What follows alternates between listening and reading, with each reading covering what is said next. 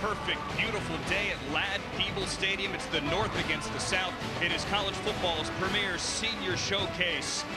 And the pageantry, the electricity, the talent on the field that we have seen all week for practice at the 2016 Reese's Senior Bowl right here.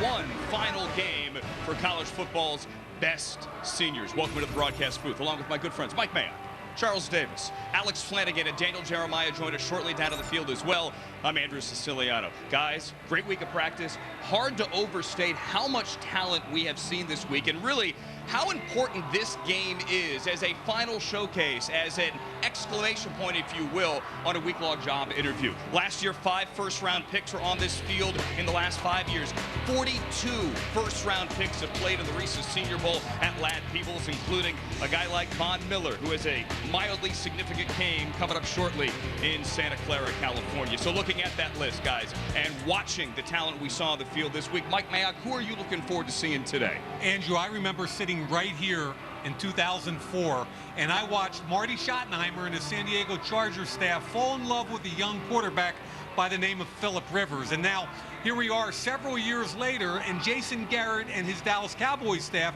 picking at number 4, have the same opportunity. This time, Carson Wentz, Division I AA. He's 6'5", 233, as athletic as Cam Newton or Andrew Luck. Can he make every throw? A little bit of a wide base, but watch him drill a wide hash throw. Big arm throw, that's big time right there. Active in the pocket, slides up, eyes downfield. That's a 40-yard shot on the run. Now, game on the line. 40 seconds left. He drops it right in the bucket for a big win against Northern Iowa. And I really believe it'll be interesting to see if history repeats at the draft this year. Will the Cowboys take Wentz at number 4? Interesting. Jerry Jones has said he'd think about a quarterback there at number 4. Charles Davis, what about you? All right, 3 big defensive linemen show up at a football field. Okay, it's not the start of a joke. We're talking about 3 big-time players here, and they all get to the quarterback, and he goes down hard. Let's start with Noah Spence from Eastern Kentucky, formerly of Ohio State, the most explosive pass rusher here in Mobile, one of the best in the country. He'll get there off the edge. How about going up the middle? Adolphus Washington from Ohio State. He collapses pockets and puts pressure in the face of all quarterbacks when he plays. A big-time senior year. And finally, we finish it off. You got to have a run stopper. Jaron Reed from the University of Alabama. He stops everything that runs at him. There is a lot of Alabama flavor here, obviously, hometown game, a lot of Ohio State flavor. We have App State flavor as well, a scout side. Daniel Jeremiah watching this one. His perspective from down on the field. DJ? Well, anytime you get an App State plug-in, good job, Andrew. Look, Alabama won the national championship this year, but this draft is going to be dominated by Ohio State football players. They have the deepest crop of draft-eligible players, and one to keep an eye on today,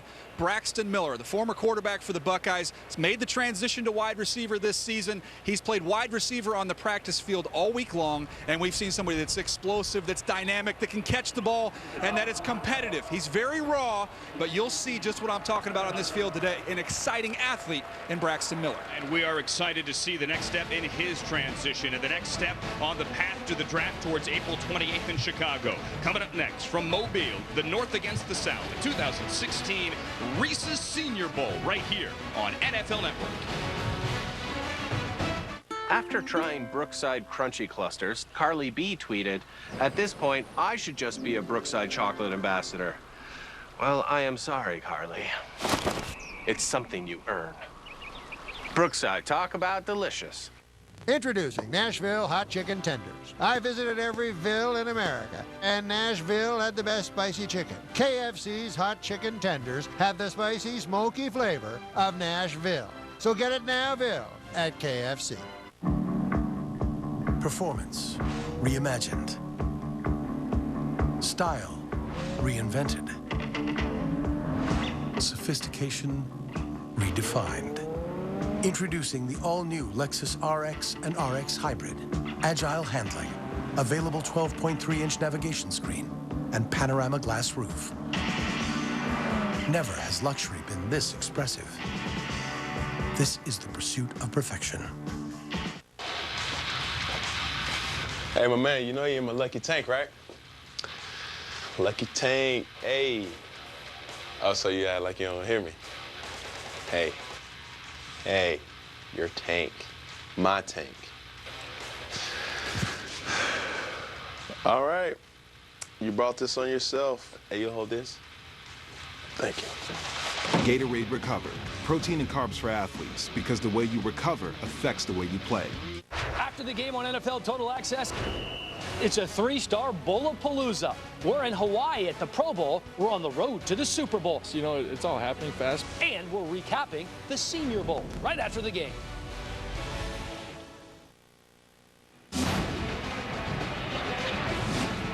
Ready for some football. The final college football game of the year, the 2016 Reese's Senior Bowl, about to kick off. Down to the 5th member of our broadcast crew. So happy to have Alex Flanagan on the sideline today. Hi, Alex.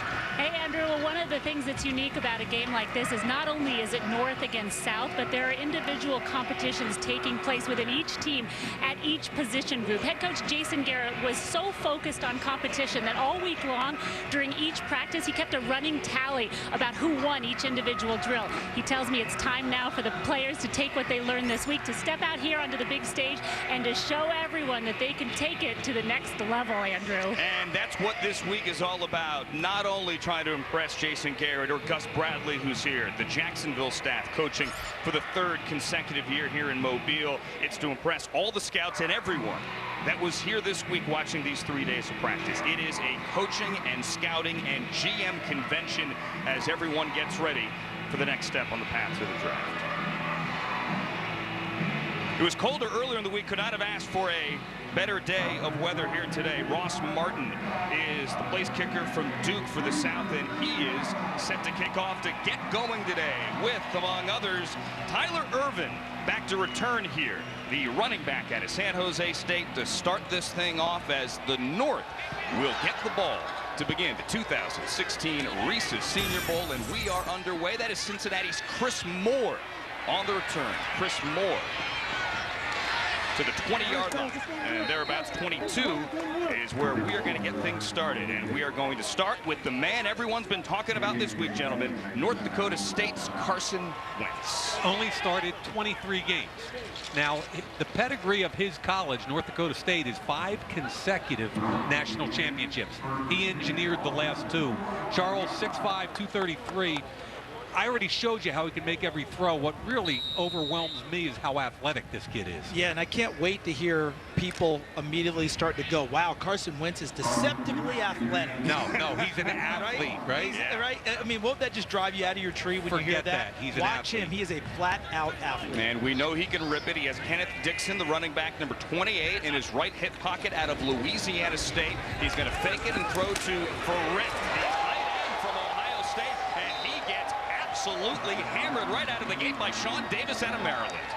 And Sean Davis is playing corner. Now, he was a safety that converted to corner, and the thing you notice on tape, he will tackle 100-plus tackles in his career last year. I mean, he is just a big, long corner or safety, Charles, which is where I think the versatility lends to his value. I think that does in a big way, Mike, because at that hybrid position, he can stay on the field all the time. And you talk about the number of tackles. 5 forced fumbles last year alone. So when he tackles people, he jars the ball loose and makes plays for his own defense. And you can see that helmet up here from a mile away. First carry of the day for Kenneth Dixon, the Louisiana Tech career leader in rushing yards, rushing touchdowns, 87 offensive touchdowns in 4 years. He's an interesting kid. I think he's a 2nd or 3rd round pick. 889 touches. That's a lot for 215 pounds. He can go inside, he can go outside. Charles, when I look at him, I see perhaps a combination of Shane Vereen, yes, with the catching ability, but he can also bring it up inside. He's very stoutly built, 213 pounds listed. And he's going to get the carry on 3rd down. He needs just across the 30-yard line. I don't think he got it, and I think we're going to have our first 4th down on the first drive. I think it might be closer than you think, boss. The way I saw them come up to the line of scrimmage, just right there. This is a good tackle by Brothers in the hole, getting help from the inside from the defensive lineman. And they marked it right on the 30. And it's going to be 4th and 1.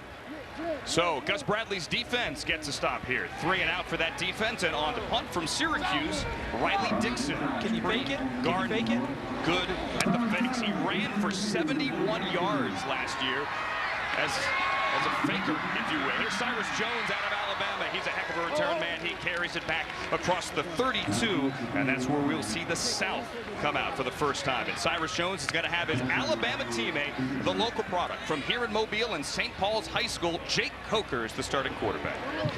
What a great story, huh? Was there any doubt he was going to start? No, okay, just checking. Let's be honest. I mean, we're in the deep South. We're in Mobile, Alabama. His hometown. Everybody here, except for the families of the North team, are rooting for the South, and it's a tradition that the Alabama players kind of kick the thing off. And Coker went 14-0 in his only career starts this year with a national championship. Jake Coker had a long line for autographs last night, and he hands here to his Alabama teammate, Kenyon Drake, kind of a Mr. Do-Everything, who carries it out for a gain of almost 6 to the 40-yard line. Jake Coker, you mentioned, from these parts, 14-0 that 1 year, and the only time, Mike, that he didn't start. What happened? They got beat. They got beat. They got beat. That's the Ole Miss game. Ole Miss beat them. Was it Cooper Bateman got the start that night for Alabama?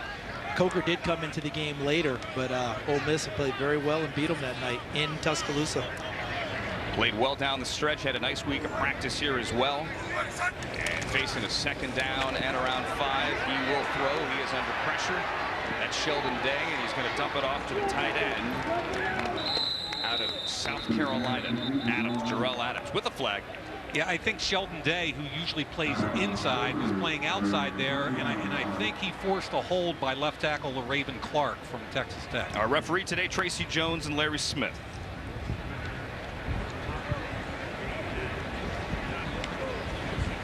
Personal foul and a face mask.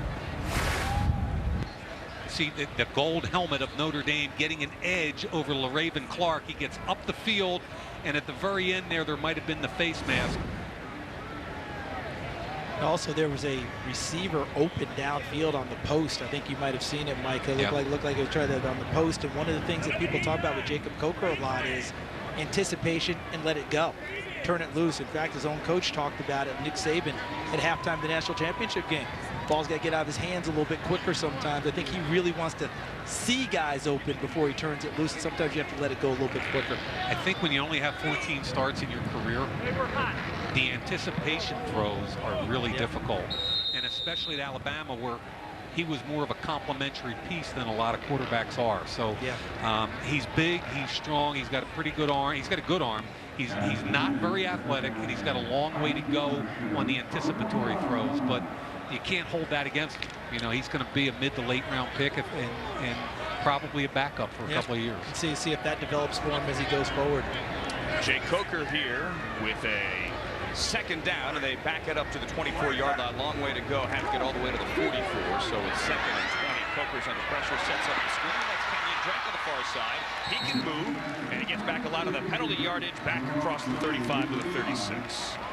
You know, he's 6 feet, half an inch, 210 pounds, and because they happen to have a Heisman Trophy winner in the background, Kenyon Drake was a complimentary player. But this kid's explosive. He's on kickoff coverage, kickoff return. He's a return guy. I mean, he can help you as a core special teams player and a change of pace third down back. That's good for a gain of 11. Sets up a 3rd and 9. No score early on here, 35-yard line. Aaron Green out of TCU wearing number 22 in the backfield alongside Jake Coker. About 4 minutes in here, the 2016 Reese's Senior Bowl. 3rd down pass incomplete for Coker. And again, he's trying the tight end up for the tackle, rather the pass defense, Darian Thompson. And you know, when you see that blue helmet, it's from the Smurf turf, the Boise State guys right here. And what an active, he's good coverage on Jarrell Adams, 6'2", 215 pounds. Kid had 19 interceptions at Boise. He's always around the football. That's a good, clean play. And I thought he had a solid week. I also thought Jarrell Adams, the tight end, had a really good week of practice. What you saw there from Thompson, flat-footed, not pushed at all in the route, plays with extreme confidence, breaking on the football. And he pretty much tells you, if you want to try and run past me, go ahead. If it's short, I'm coming up on you, and that's a play that he made over and over at Boise State. My issue with him was missed tackles. And when you play safety in the NFL and you're the last line of defense, you have to make tackles, and he just needs to be a little bit more consistent. Reminded me a little bit of Deron Smith, who came out last year from Fresno State. Similar situation. Alex Canal, an Australian out of Wake Forest, is the punter. And here's Irvin from San Jose State, who has a little bit of wiggle here, but he gets popped, not going to go far. 20-yard line is Morrison, one of the first ones down there. You're watching the 2016 Reese's Senior Bowl. A couple of 3-and-outs, no score early in Mobile. The 2016 Reese's Senior Bowl is presented by Reese's Peanut Butter Cups, the perfect combination of chocolate and peanut butter. Give it to me, I'm worth it. Baby, I'm worth it. I'm worth it. Give me, I'm worth it. Give it to me, I'm worth it. Baby, I'm worth it. Hey, I see you're working on your portfolio. Need a little luck? No. I have TD Ameritrade's investing tools and education. So I'm confident that I'm making smart financial decisions. But thanks. Okay. Trisha? You need any luck? I do not. Eric? I'm all set. Nice wordplay, by the way. My name's Luck. Thanks, Sully. I got it. You don't even work on this floor. You don't work on this floor! TD Ameritrade. Performance reimagined. Style reinvented. Sophistication redefined. Introducing the all-new Lexus RX and RX Hybrid. Agile handling, available 12.3-inch navigation screen, and panorama glass roof. Never has luxury been this expressive. This is the pursuit of perfection. After trying Brookside chocolate, people talk about it online. Love at first taste. I would liquefy it and bathe in it. Curse you, Brookside, your nefarious plans have succeeded. Nefarious? I mean, are we still talking about chocolate? Brookside, talk about delicious.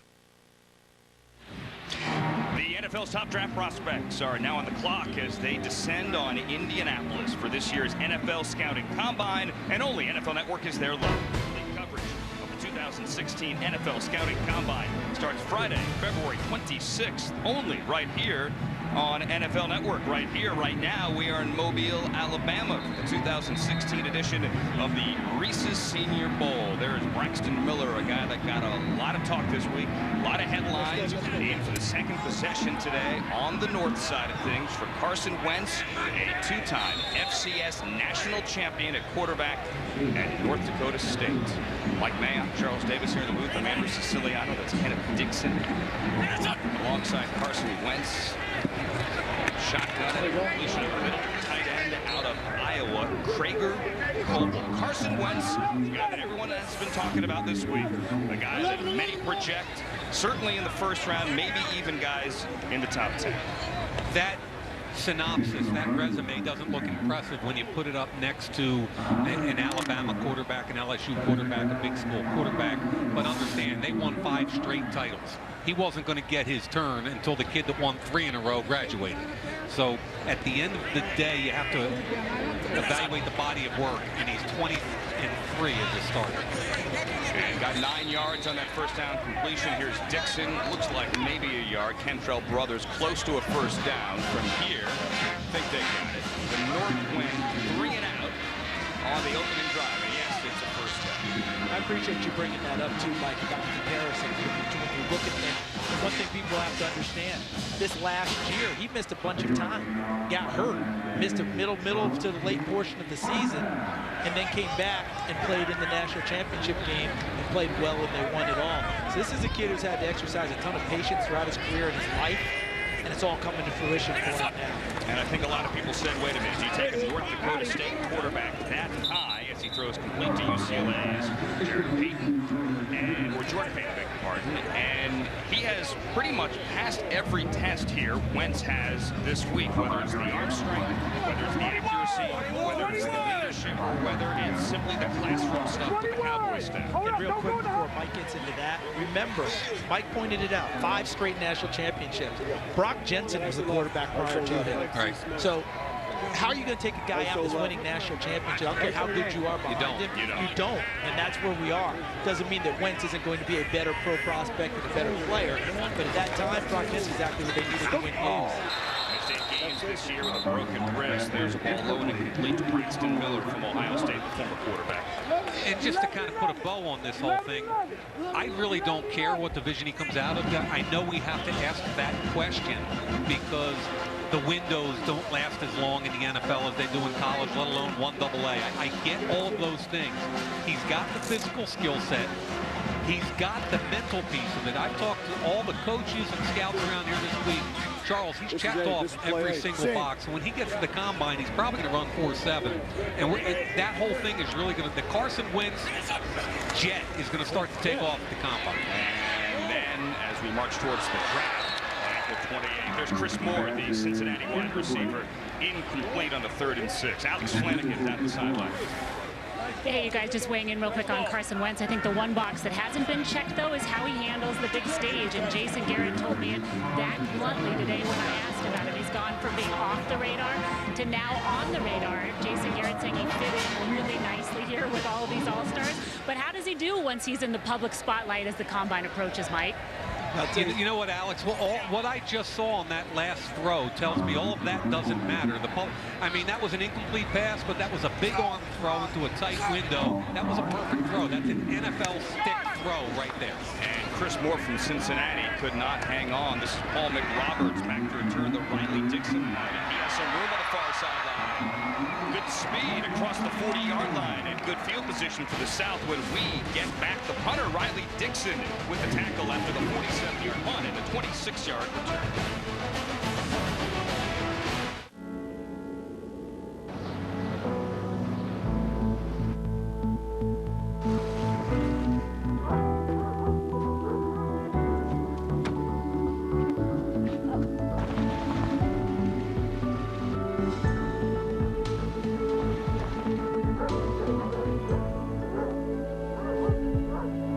Adventure, it's in our DNA, a discovery sport. Land Rover, above and beyond. When you've got a house full of guests on the way and a cold with sinus pressure, you need fast relief. Alka-Seltzer Plus Severe Sinus Congestion and Cough Liquid Gels rush relief to your tough symptoms to put you back in control. Coming. Alka-Seltzer Plus Sinus. When the drive demands more.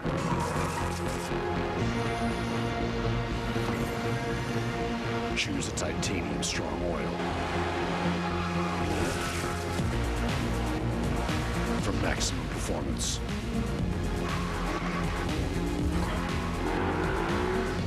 Castrol Edge with fluid titanium technology. For just $4, get a double cheeseburger, a spicy chicken sandwich, fries, and a Coke. It's the heavyweight champion of deals. The $4 Real Deal, only at Hardee's and Carl's Jr. Super Bowl week kicks off live. Can you feel his energy? It's opening night with host Rich Eisen. Every star, every story. Football's biggest week starts here. Live, Monday at 8, only on NFL Network. Hey, tonight, catch all the live post-game coverage along with the highlights and the analysis of the 2016 Reese's Senior Bowl. It is NFL Total Access after the game live right here on NFL Network. No score early. Carson Wentz, the man so many people want to see, 3 for 5 early with a couple of drops. Yeah, Braxton Miller dropped one. Chris Moore dropped the other. Chris Moore was the big one. That was the third down. That would have been easy first down completion. And that's what you showed us at the top of the show, Mike, from the XO. He threw that from one hash, wide side field, and stuck it. I mean, that's a really nice. Not gonna get much better than that for a wide receiver. The ball's gonna be right there. He's got to complete that catch. I mean, that's got to just happen for him. Jay Coker, the quarterback here for the South, 1 for 2 in his hometown. A completion of 10 yards to his Alabama teammate. A catch and run for Kenyon Drake. In the meantime, this is Aaron Green in the backfield. Running back out of TCU, Nebraska transfer after a freshman year with a mere Abdullah 12 rushing touchdowns. Tyler Matakevich, there are 3 Temple defensive players at the Senior Bowl which is a testament to a program that Matt Rule has taken to a different level. 10 wins. All 3 players, Charles, they're not wearing single digits today. But that's what they wear. The Temple program, the players and coaches vote on the 9 toughest players on their team. And they get 1 through 9 as jersey numbers. And all 3 Temple guys here had single digits in Philadelphia. Right. The only people exempt are the offensive linemen because they can't play with these. Matakevich had that tackle for no gain. And here the carry is DeAndre Washington out of Texas Tech. Now, here's the deal with Matakevich. If you don't want to like him, you can say he's not athletic and probably not real fast. However, he's one of the most instinctive linebackers in this class. He had almost 500 tackles in his career at Temple, and he's going to be the first one to the ball. Now, the scouts are going to ding him, say he's not big enough or fast enough. All I know is Matakevich is always around the football. He is a tackling machine, won the Bronco Nagurski Award, and in on the last 2 plays to set up a 3rd and 7 here. Under 7 to go, first quarter, no score, the 2016 Reese's Senior Bowl. Jake Coker, pocket. He's going to tuck it. He's going to run. Jake Coker reaching for what looks like a first down at the 45. Charles, you were talking about instincts, and he might have had a route open there. He tried to climb the pocket, and you're going to see Adolphus Washington's going to push him out of the pocket. Washington way too quick. I agree with you. There's some stuff down the field open, and he's got to see it more quickly. But Adolphus Washington continuing his string. Every day that ends with a Y this week, nobody can block him. And Matakevich in there again for the 3rd consecutive tackle. That's a gain of 8 on 3rd down and a first down. So the South is across midfield to the 45-yard line here. Little quick hitter out to the left to the wide receiver. That's Sharon Peak out of Clemson. He spins across the 40. 10 career touchdowns for Sharon Peak. Played only 9 games in 2013 and 14 with knee issues. Yeah, that was a called running play, wasn't it, Mike? That's one of those smoke routes out to the receiver. Called running play. You see that you have a big gap between the receiver and the defensive back. Get a little eye contact, raise up, throw it out to the receiver, and let him go to work outside. And DeAndre Hall was the corner there. He's got ungodly long arms, and people want to like him. I think he's much better in press than he is in off. 2nd and 2 coming up on 5 minutes to go. Here's DeAndre Washington again, the Texas Tech running back with 27 career touchdowns. And your guy Matakevich around the ball again. But he's getting, you know where he's getting help? That defensive front. Oh, yeah. That defensive front is keeping him clean, allowing him to run to the football. I'm taking no credit away from Matakevich. I think he's a terrific play.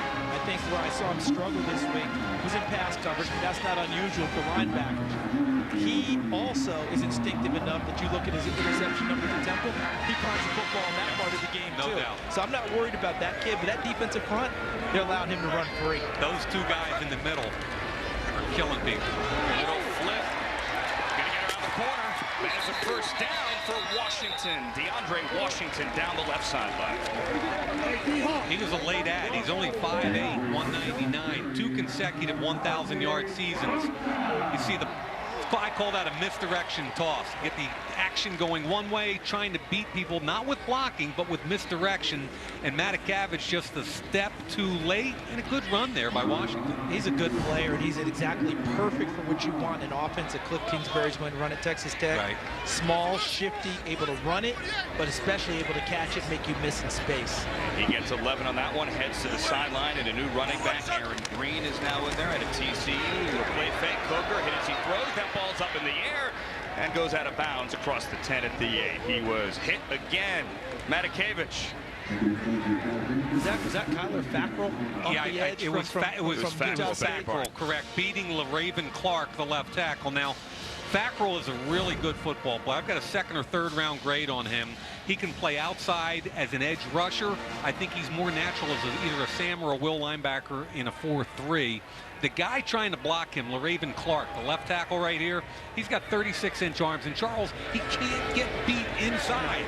All he's got to do is wall off inside and run people by with those long arms. And he continually got beat this week. And off the Green, he has some room. Green, far side 15. Can he get to the corner? Green, touchdown.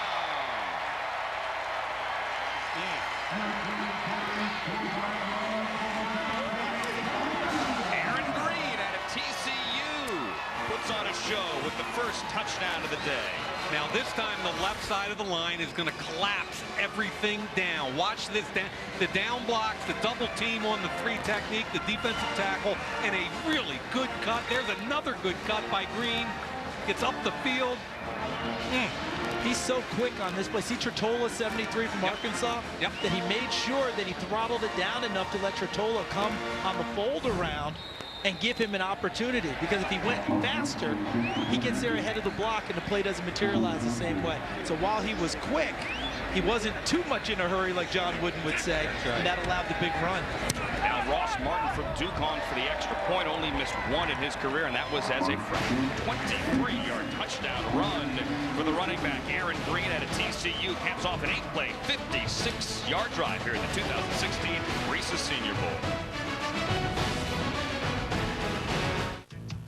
We love chocolatey, creamy, with a little something extra. deliciousness. Cookies or almonds. Yumminess. Hershey's is mine. Yours. Our chocolate. If you need a reason to start celebrating Super Bowl 50 early, I'll give you 2. Get a large one-topping pizza for only 50 cents when you order any large pizza at regular menu price. Better ingredients. Better pizza. Better football. PapaJohns.com. Where you're from is always part of you. Where you'll go, that part's up to you. The Scouting Combine. Welcome to your future. Starts February 26th, only on NFL Network. The best times I ever had in football, it wasn't in the pros. When I look back on it, it's always in high school. Football brings a lot of people together. It brings families together, brings men together. Family on 3, 1, 2, 3, family! A lot of times these kids think like, well, that'll never happen to me. And wait a second, I came from the same neighborhood. Now why not you? Here lies your goal standing right before you. Oh, this is awesome. I just hope they walk by, they look at their gold football and say, you know what, maybe one of these days, that might be me.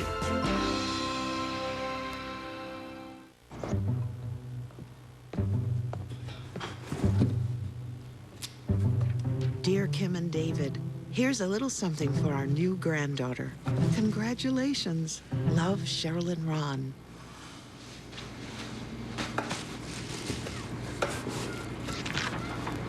Dear David, raise her right, Dad. Go to NFLshop.com.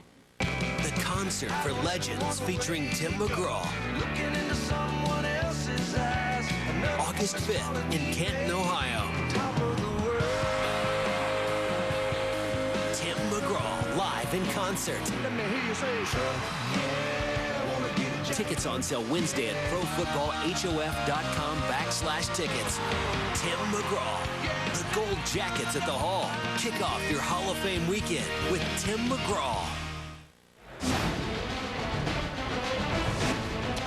Nice touchdown run by TCU's Aaron Green. We have a 7-0 game here. The South on top of the North at the 2016 Reese's Senior Bowl. Let's go down to the sideline with a guy who looked good this week but isn't playing. Alex Flanagan with Sheldon Rankins. Yeah, Louisville's Sheldon Rankins practiced a couple days but then had to sit out for the game. Tell us first a little bit about why you had to. What'd you injure? During the season, I took a shot, around my upper calf. I just kind of, irritated it out here. No need to go out here and try to be Superman or anything. Take care of it, get ready for the combine. I think your height is maybe the thing that you might have to overcome most. Is that true? And how much have you been asked about that? It comes up a lot. I've expected it. I've expected it in my entire college career. It's not like I've grown a lot. But it's something I've become accustomed to playing with. I've been pretty successful with it, and I just have to, be that much smarter, be that much technique savvy, going forward in my career. If you could sit with some of these scouts and show them a play or two from your season, what would you show them? I can pull out a handful of plays, but I just like to show my burst, my use of technique, hands, my effort to the ball, things like that. Things that size can't necessarily dictate. Just being able to show them that I am a complete player and can be drafted higher. Sounds like the injury will heal up pretty quickly, so you'll be ready for the combine and whatnot. But how do you train between now and then? I head out tomorrow back to Exos in LA.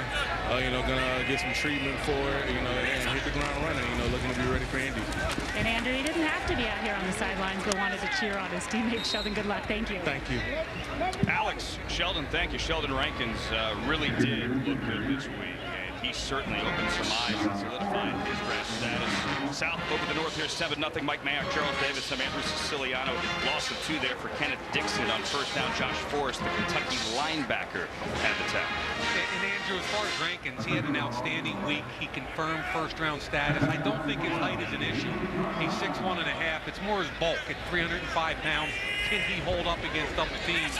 And I think he showed he can this whole week. There's Wentz to Prager Coble, the Iowa tight end, and that one's going to fall incomplete. Carson Wentz hasn't been helped out much by his receivers today.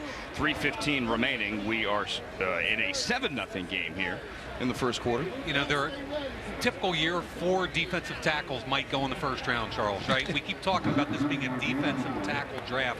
There are 10 defensive tackles off the top of my head where I could say they've got first-round grades by somebody. I mean, it's just an amazing defensive line draft.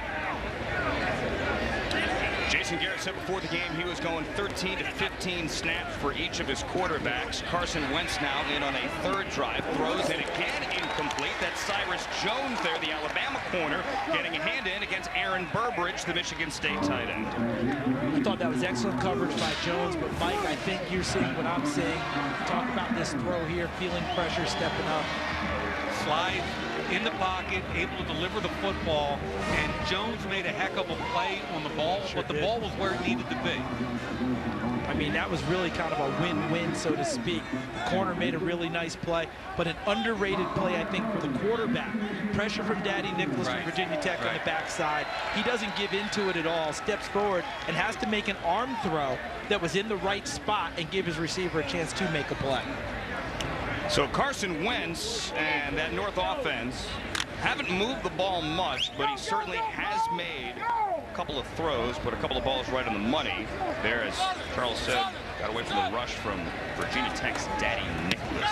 This is Riley Dixon from Syracuse on the punt. Cyrus Jones, the man who broke that pass up on 3rd down. The Alabama corner with the return, and again, it's number 4 there on the tackle. Darian Thompson out of Boise State. Having a good game, and you know, we mentioned those defensive tackles. Again, Charles, hotel room this morning, I just said, okay, how many guys could have a first-round grade? Kem Dichie, Buckner, Jaron Reed from Alabama, Rankins and Butler were here this week, Billings from Baylor. Johnson and Butler are both 6'4", 325. Adolphus Washington. There are 10 guys off the top of my head that could have a first. We didn't even include Shelton Day. We didn't include the junior from Nebraska, Malik Collins. There's a bunch of other guys, and what that means to me is some really good players are going to get pushed down into the 2nd and 3rd round. Andrew Billings could bench press all of those guys. All of them. There's KJ May, the little wide receiver out of Minnesota on an end around. He's 5'8", 194, 73 catches last year for the Golden Gophers, the 2nd most in school history behind the Jets' Eric Decker's best year. Did you notice who made the tackle, though? Matakevich. Again, believe that's 5 on a reverse. For your Temple linebacker. Okay, so when he runs 4.8 or whatever he's going to run, I hope it's faster than that. Just keep in mind, this kid can play. 2-minute warning coming up. We're going to have a 2-minute warning in every quarter, and when we do, we're going to go into 2-minute offense here as the ball is low and incomplete. 3rd down coming up. Ball intended for Clemson's Peak. It's another Temple kid right there, Tavon Young. Tavon Young there on the coverage. All right, so 2-minute warning here. We're back in a 7-0 game. First quarter in Mobile.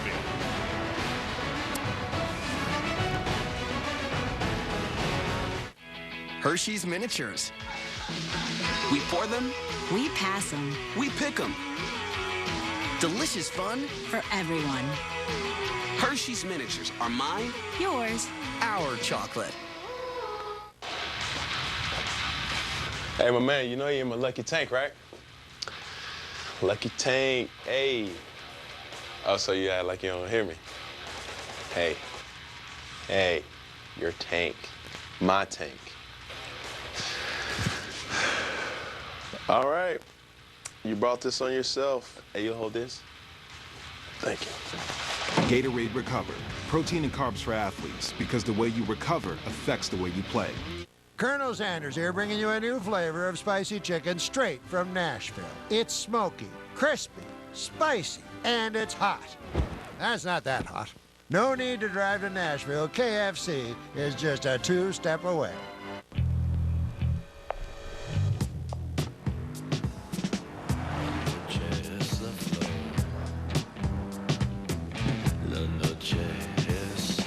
Those who define sophistication stand out.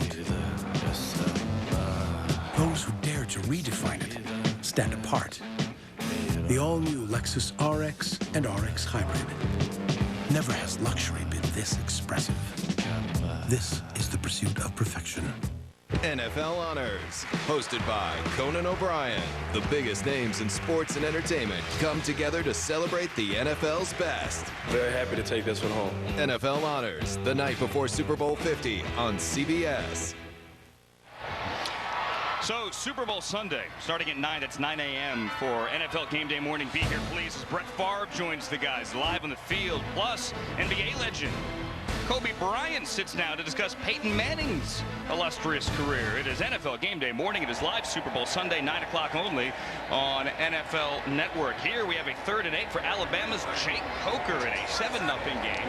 Started the first quarter still after the 2-minute warning. With a flag down to the backfield, Coker throws, and he cannot connect with McRoberts on the near sideline. Again, 2-minute warning at the end of every quarter here. See what the flag is. It's holding. Spencer Drango out of Baylor, the offensive line. Yeah, Jared Norris from Utah came off the edge, and again, they're struggling. Here, watch the left side. There's the hold by Drango. Well, that's a tough one there, though, isn't it? Yeah. I mean, guy's got his back turned to him. He's really not even a factor in the play when he turns his back, and Spencer Drango has him. And they're going to call a hold for that? That's a tough one for me. I'd have a hard time as an offensive line coach. I'd be like, are you kidding me? I'm with you. I'm more in an all-star game concerned about the fact that the ball should have been completed. Right. The quarterback's got to complete a better throw, and the wideout's got to catch it. Braxton Miller from Ohio State, who not only looked good this week as a wide receiver, but also looked pretty good on special teams. He stands back at the 15-yard line to return this punt. It is a 7-0 game, 1:47 remaining in the first quarter. That's Alex Canal, the Australian out of Wake Forest. It's a high one. Miller, no fair catch. He's going to field it and get to the 20-yard line. All right, I mentioned the rules here. So, yes, a 2-minute warning at the end of every quarter here. There are also offensive rules like we saw last week at the East-West Shrine game. The formations must be balanced. Defense 4-3 personnel at all times and no blitzing. Also, guys, at the end of every quarter, they're going to change possessions here. So I want to see how these quarterbacks guys can do in a 2-minute offense. Now Carson Wentz's turn. And I talked to Phil Savage, the executive director of this game, who's a former general manager in the NFL, and has done a wonderful job with this thing. And the whole point of this rule is to try to give each quarterback a sense of urgency at the end of each quarter, like it would be at the end of the half or the end of the game. So they want to give every kid a chance to say, all right, minute 34, big boy, go to work. See Carson Wentz's numbers, 4 for 7 here. Let's see what he does in a 2-minute drive. There's Braxton Miller with nowhere to go at all. Forrest is there. Ragland is there. Now that one, the timing gets thrown off because the throw's not in the right place. And he's got to go a little bit sidearm because of the rush. Because of the rush.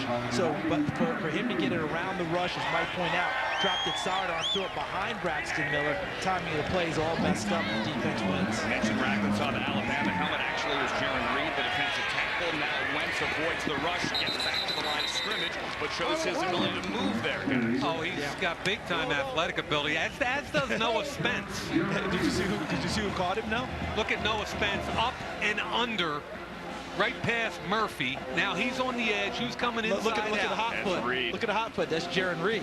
Yep. That's the defensive tackle. Look at that. It's flying. Great angle. Great angle. That's fantastic right there. So I saw 3 things there. I saw Spence with a great up and under, Wentz with athletic ability, and then Reed, a defensive tackle with A, great pursuit, and B, athletic ability to get there. So this is a 3rd and 8 for North Dakota State's Carson Wentz. He's 5 of 8 for 21 yards. And here out of the shotgun, he's going to move man on. defense chasing Wentz again across the 25-yard line. He's got to do it by himself, and he's going to be short of that first down with Deion Jones from LSU over there. Yeah, he took a big hit from Deion Jones. He's 6'1", 219 from LSU, a one-year starter at linebacker, a Butkus finalist. Now here comes Jones from the inside out in the white helmet. Understand he's a lot like the kid from Florida State we had last year, Telvin Smith, who flies around the field, 219 pounds, undersized, yes, but you want to talk about sideline to sideline. In 1 year of college football as a starter, he made the most of it. Yeah, and he strikes when he gets there, too. You know, you mentioned Telvin Smith from Florida State. Quan Alexander from LSU last year became a starter immediately as a rookie in Tampa Bay. And 4th and 3 here, and in this 2-minute situation, they're going to keep the offense on the field. And we're going to have a timeout taken before we get that 4th and 3. Daniel Jeremiah, a scout side down to the sideline. What do you see from that LSU linebacker, Deion Jones? Well, he's a fun player to watch on tape, and another game for you guys to compare him to. Dayon Buchanan playing linebacker, 209 pounds last year. And teams are in nickel so much that you can't get carried away with how much a linebacker weighs anymore. 219 pounds would have been ridiculous 5 years ago, but you can play in this league at that weight right now because run, cover, and blitz. That's what you need to do at that position, and this kid does it awfully well. I think he's going to end up going in the second round when it's all said and done. You know, DJ, the league has changed. It's a pass-first league where your sub-packages. I talked to 3 defensive coordinators this week, all of whom said their sub-package was on the field more than 70% of the time. And DJ, the other guy I would mention is safety Jeremy Cash from Duke, who's not playing this afternoon, but was here all week. He's the exact same height and weight of Buchanan and a similar type of player. Yeah, I like that comparison there. I think you want to keep Cash out of coverage a lot, but you put him in that box area and he can play. Here's Wentz on 4th down. Miscommunication there with Braxton Miller, who was working to the inside and went through to the sideline. That's a turnover. And a good job by the corner. Jonathan Jones, I believe, from Auburn. Jonathan Jones from Auburn, who I thought had an outstanding week. Now, he's an undersized corner out here, but he's not giving up any ground because he's so quick. Wentz had to get rid of the football. Miller didn't have a chance to break out. That kid right there made some money this week, Jonathan Jones. I would agree, and I think that both of these offenses, at some point soon, are going to have to push these guys deep because I'm seeing a lot of corners squatting and waiting at break points. You got to go ahead and run past them a few times, put some fear in them because right now they're playing the game forward. And if they're playing forward, the offense is getting wrecked. Jake Coker has 48 seconds with which to work. They're going to lose the ball at the end of the quarter. Remember, at the end of every quarter here, with these 2-minute drills, you got to kick the ball back. There's Paul Roberts, the wide receiver, who also has been in on special teams as well. Well, at the end of the quarter, the South will get it regardless because the North got it at the start of it. That one's good for 5 to bring up 2nd and 5 with 43 seconds left in this first quarter. Jake Coker 3 for 7 early on, 23 yards from these parts. Played at St. Paul's High School down the road here in Mobile. Working out of the shotgun. Has some time. And that time disappeared. He is thrown down. Butler was there. That ball came out. Who's going to say it and first? And they fell on it. Who's going to say it first? They're going to keep it. Go ahead and say it. The Butler did it.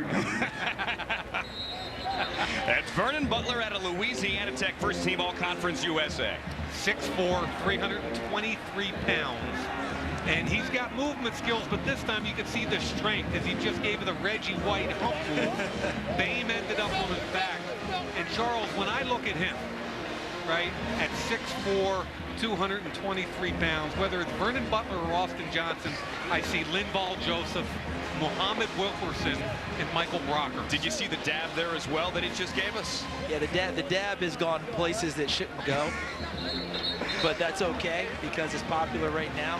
But when you're watching those, I love the comparisons because Linval Joseph was a big reason Minnesota became such a good defense this year. No and doubt. when he was out and hurt during that time, they struggled even more on defense. So he's a big-time player. Love the comp. DJ, quick thought on Butler. I'll tell you what, one play this week, you saw him run all the way over to the sideline. I had to check my roster, make sure it wasn't a linebacker. You're not supposed to move like that when you're that big. No, you're not. Here's a 3rd and 13, and Coker throws, almost gets picked off behind McRoberts and incomplete. You know, one last thought on Butler. I watched his Kansas State tape, and to kind of tag what DJ just said, he made a play on the sideline, down the field 30-plus yards. It was a hustle play that you rarely see a defensive tackle make, and just another reason why I think the kid's going to have some first-round grades. Remember Tommy Harris? Sure. In his prime, he would be one of those as a defensive tackle, would rush the passer, and then 20 yards downfield would help make a tackle. That type of effort. This is a 48-yard field goal try for Ross Martin out of Duke. That wind was swirling down there before the game, but Martin's going to navigate the wind and nail that field goal and make it a 10-0 lead for Gus Bradley's South team with 20 seconds to go here in the first quarter. Martin 8 for 10, 50+ in his career. Good hold. Plant foot is solid. A lot of wind out there today. See the spin. And he's going to hook it in. Draw it in there. Yep. That's how you hit those iron shots. In my dreams. I would love to say that was true, but I'm awful. Martin had a 60-yarder this week into the opposite end zone. Again, with that wind, maybe wind aided, but a 60-yarder, you know, wind or no wind, still kind of impressive. You got excited about that. Look, it's a 60-yarder. I know he it's was practice. on air. He was on There's air no with one the wind rushing behind him, Andrew. High school kickers can do that. You were getting all excited about this kid, and I'm going, what do you mean? He's on air with a gale force wind behind him. All right, so what distance, Mike, would a field goal have to be for you in practice to impress? It doesn't matter. You got to do it in a game. 60 in practice on air means nothing. Here's where we'll help Ross Martin. 4 of 4 over 50 yards in his career. There you go. I read my numbers correctly. I'll take that. That will take every I like time. that stat. How about 40 to 49 yards? He's 4 or 5. So this is when you get in that territory. So he's 8 for 9, 8 for 9, 40+ yards. You'll take that every time. Hey, Andrew, you give me that one, Andrew, and I'm all in. Okay. Just trying to Mike, I'm just trying to pat the kid on the back and to make you happy. Here is Ed Egan out of Northwestern State. Egan was a late ad, and he gets out near the 20-yard line. That's Deion Jones. That was again, Deion LSU. Jones, man, on a tackle. A linebacker. Social media, we want you to talk back to your television here with 14 seconds left in the first quarter of the 2016 Reese's Senior Bowl. Tweet at us, hashtag AskDJ Mayock. All right, there's Daniel Jeremiah. He brought two TVs down to the sideline. Got to get every camera angle. So tweet at us, and we're going to work your questions about these two teams on the path to the draft into the game. Carson Wentz still out there again. Jason Garrett said beforehand, 13 to 15 plays for each of the quarterbacks, and then maybe in the fourth quarter, if somebody didn't get enough snaps, try to work that quarterback in. But Wentz is going to play the whole first quarter, and here's Vanette, the Ohio State tight end, up the right seam. That's a nice ball. He was running free, and he takes it out to the 50-yard line with 6 seconds left in the quarter. Nice play by Nick Vanette, in line, up the seam. Wentz looks left, comes back right. Why? He's trying to move the safety, which he did. He's left. The Mike linebacker moves with his eyes also. I thought Vanette had a really good week of practice also, guys. Yeah, did I tell you guys I like Nick Vanette? You did say you liked Nick Vanette. Did you compare him to Hireman? I compared him to Hireman, but I liked Hireman better. You know, I thought Hireman coming out, I thought his movement skills were a little bit better. But Vanette is a good player that got a little overlooked while he was at Ohio State. Let's face it, when you go to that Ohio State Pro Day, Mike, I mean, you got a lot to look at. I mean, you're talking about player after player after player. They could have 7 or 8 guys in the first 50 picks. I mean, it's going to be unbelievable. So the tackle was made at 6. Then the clock went to 7. Now the clock says 9 to give the North a little more time here before the end of the quarter. So North got to run out of the clock. And North got to run out of the clock. Little movement. No flag. And then we got the quarterback getting popped and a ball out down to the sideline. Martin running for it. Beavers running for it. It's Martin running for it. They're going to keep it. And that is the end of the first quarter. Sean Oakman got there. Now, this is the kind of play big number 2 Sean Oakman needs. Comes underneath, folds the quarterback, strips the ball out. He looks impressive. He's a big, great-looking kid, but his tape is very average at Baylor. So Sean Oakman out of Baylor ends the first quarter with a big hit. Fun first quarter. South on top of the North. 10-0 here in Mobile at the 2016 Reese's Senior Bowl.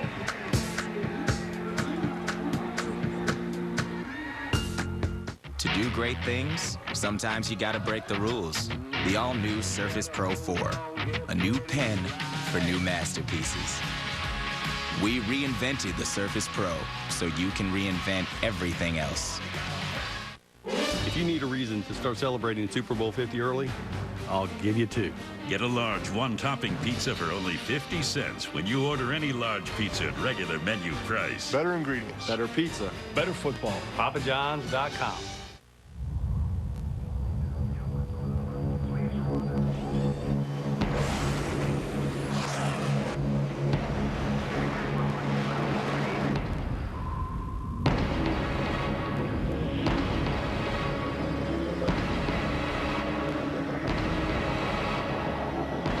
Around the world, around the clock, in defense of all we hold dear back home, America's Navy.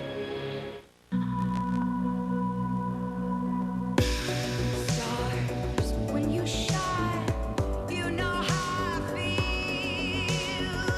Set of the pine, you know how I feel. Oh, freedom is mine, and I know how I feel.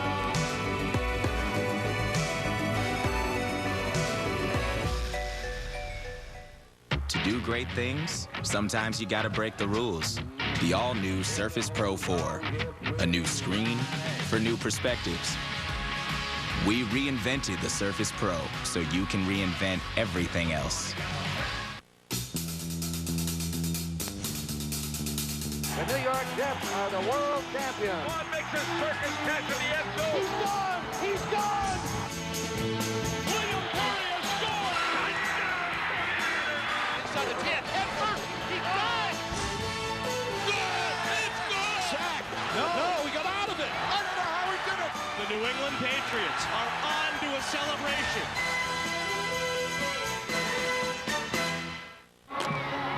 Here's our next quarterback up, Dak Prescott for the South out of Mississippi State. Two-time first-team All-SEC, most passing yards, touchdowns in school history, 23 wins as a starter. The offense, they switch sides here, so the South now on the field to start the second quarter, regardless of what Carson Wentz there, I beg your pardon, did at the end of the first quarter. Also, our friend from Reese's is on the field. Somebody get that guy off the field. Jose, he's breaking it down, though. All right, he was like, look, until the music stops. Lucky he didn't get tackled. Out here, dude. Okay? I think he hit a couple of those pregame tailgates. To go with the Reese's? My man was Reese's. He was tailgating, my man. We had the 1 pound Reese's peanut butter cups earlier, a half pound each.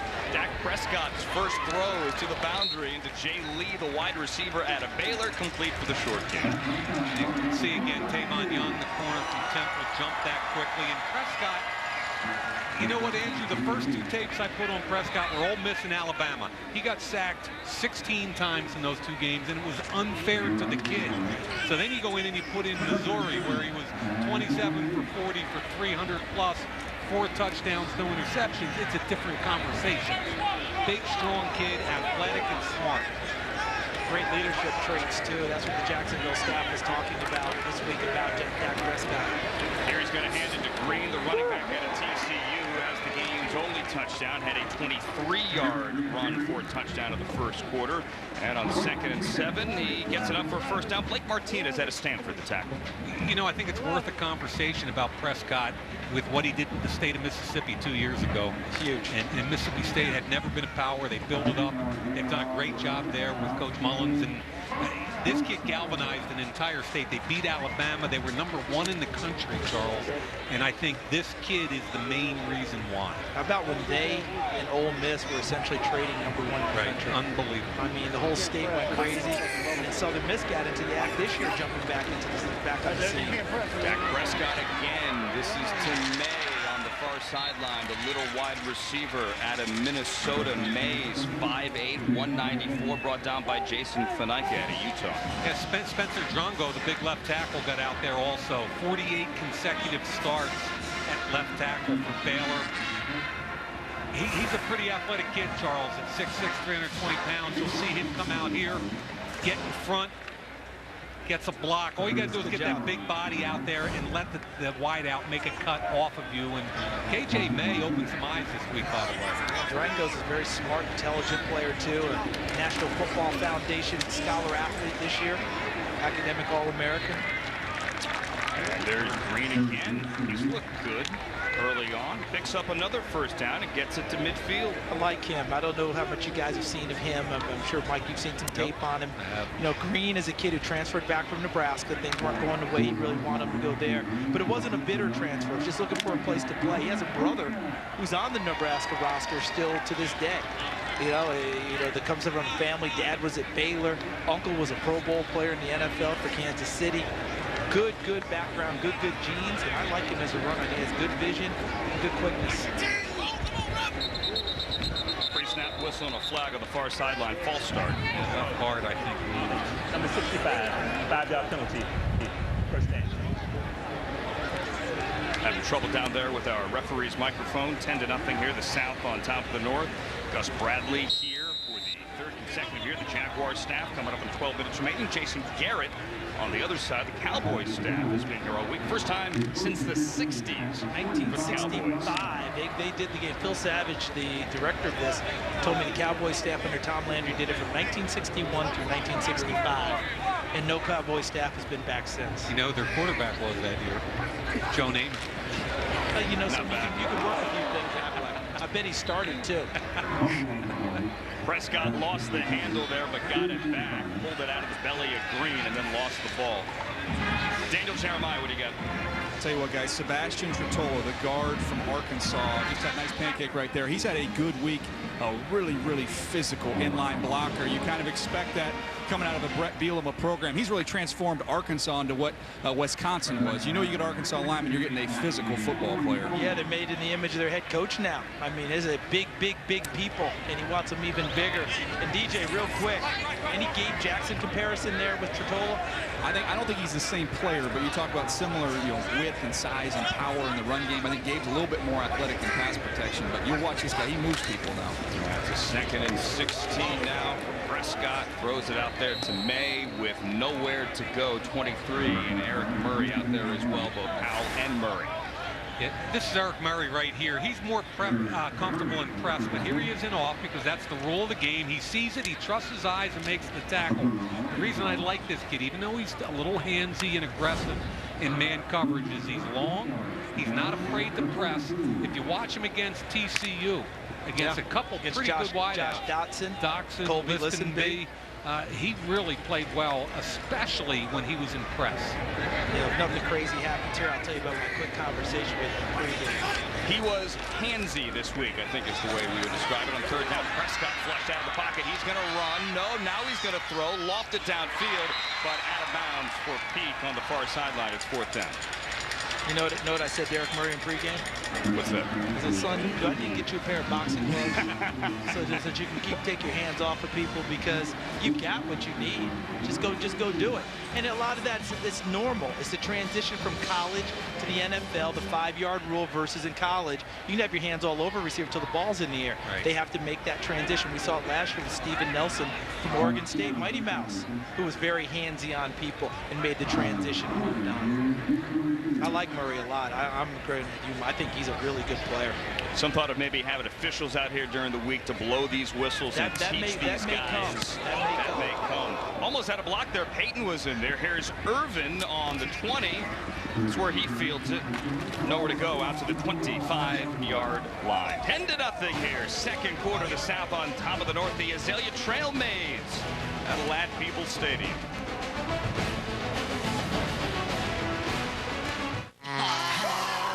Being a rookie sucks. Being a rookie sucks more with Jolly Rancher. Dance, girly man! Dance! I'm a little teapot short. Keep on sucking. Roast it, roast it, roast it, slice it. New hand-carved roasted sirloin. Perfectly paired, perfectly served, and starting at just $10.99, it's dinner time at Outback. What was that? This might be trouble. I'll handle it.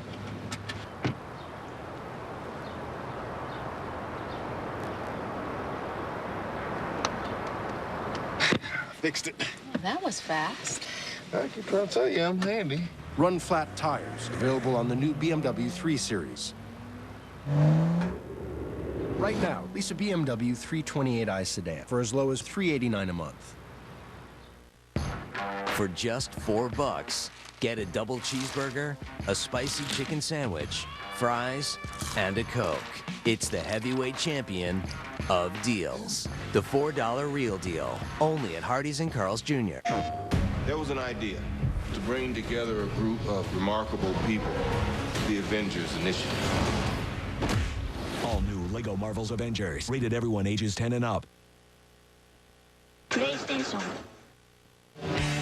It's really been a fun week here in Mobile and all of Lower Alabama. Fairhope, everyone involved. This is the Senior Bowl experience. And the man who puts it all together, who makes this such a great week, Phil Savage, standing by with Alex Flanagan. And Phil is just thanking the weather gods for a beautiful day here, Phil. But congratulations. Let's just talk a little bit about how the week has gone. Well, I think we've had an incredible week, from the competition on the field with the players, but then the connection that they've made off of the field with all 32 clubs, with each other in terms of maybe being a future teammate, and then the idea of the media training, the money management, the financial education that was provided by the people at Morgan Stanley, and then of course the community service yesterday is always a highlight. So this puts the cherry on top, and we're so glad to have you guys back for another year. So much for these kids to learn there. You mentioned the coaching staffs, the Jags coaching staff and the Cowboys out here, and I love both of those head coaches because I think Gus brings such an energy to his players, and then Jason, I think, is such a great teacher at heart. Yeah, Alex, you're so right. Jason Garrett embraced this opportunity, and he told me a story about how his father back in the early 70s was an assistant coach and coached Franco Harris in this game in Mobile, Alabama. He was a 7- or 8-year-old kid, and he remembered that. And so he's really embraced the tradition, the opportunity. And of course, Gus Bradley, this is his 3rd year in a row. They knew the lay of the land, and we didn't even have to send any documents to them. They knew what to do and where to go. But Gus does a great job communicating with the players. I feel like what we're seeing here on the field is a little representative of this draft because the defensive line play has been really good. Yeah, I really thought that would be the strongest position group as we were putting the rosters together, and I think we ended up with 18 total defensive linemen in the game. Every single one of them will be drafted, and I think the vast majority will go in the top 2, 3, 4 rounds, absolutely. A few more quarterbacks than you had last year on the roster, so you have 4 on each side. Carson Wentz, of course, getting all the buzz. Tell me a little bit about what you've thought about him. Yeah, I thought Carson Wentz, he came in this game with a lot of hype, and so not everybody's seen him because Fargo is a tough place to get to. I thought in the 3 days of practice on the field and then the interviews and things off of the field, I thought the horses are definitely in front of the cart. This is a legit prospect.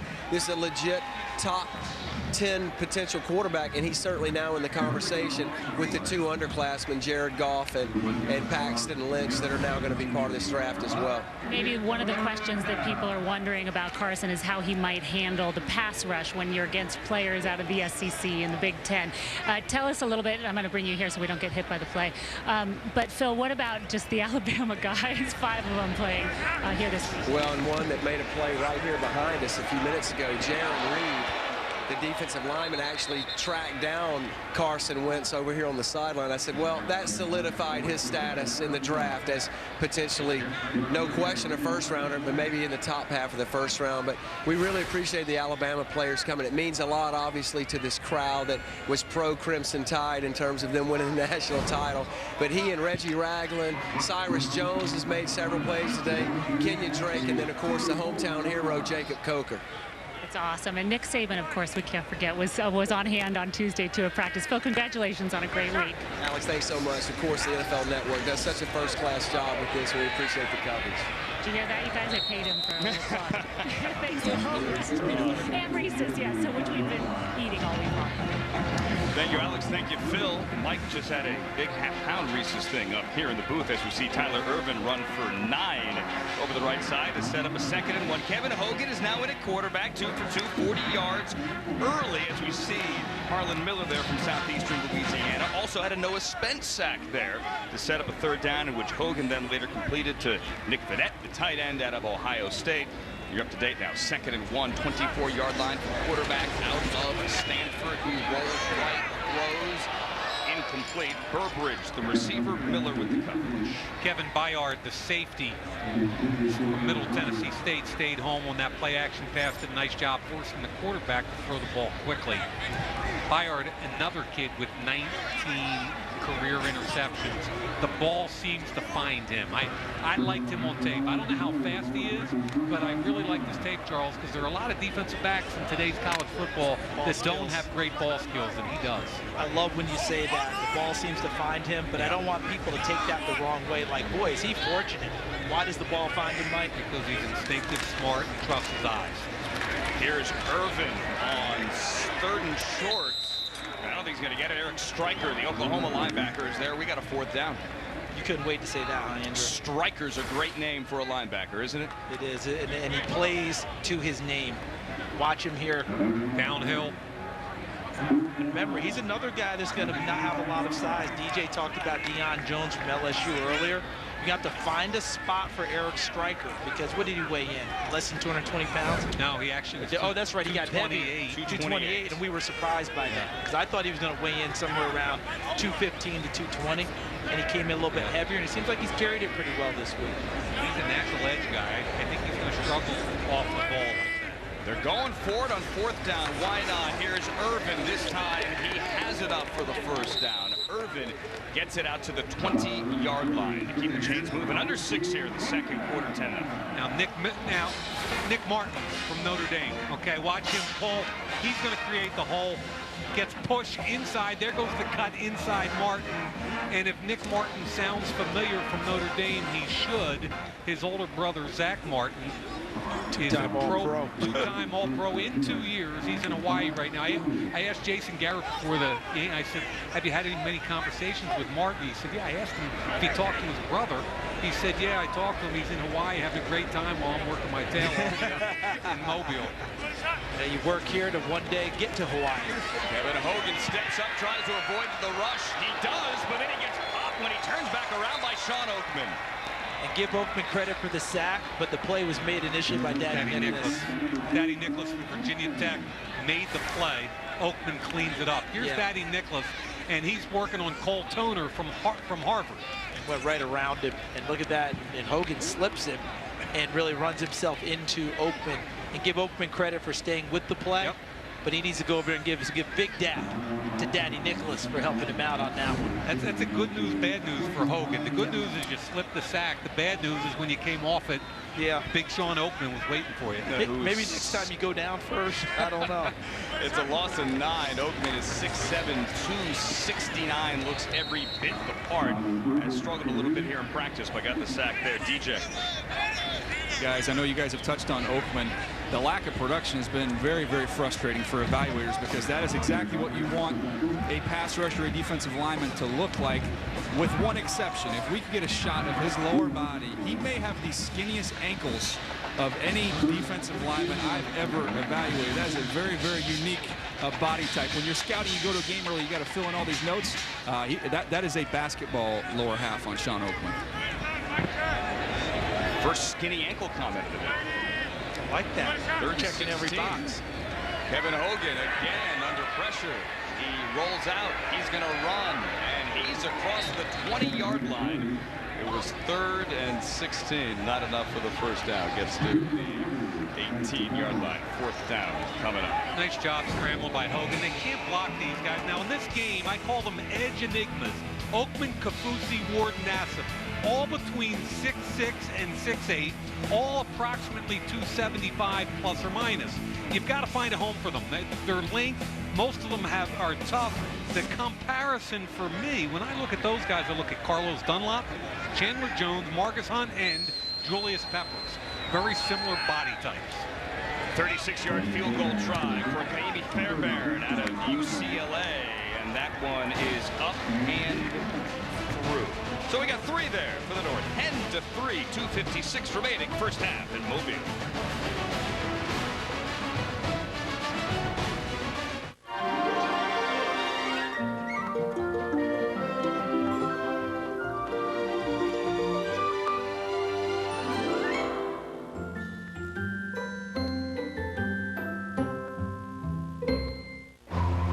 we were below the 88th southern parallel.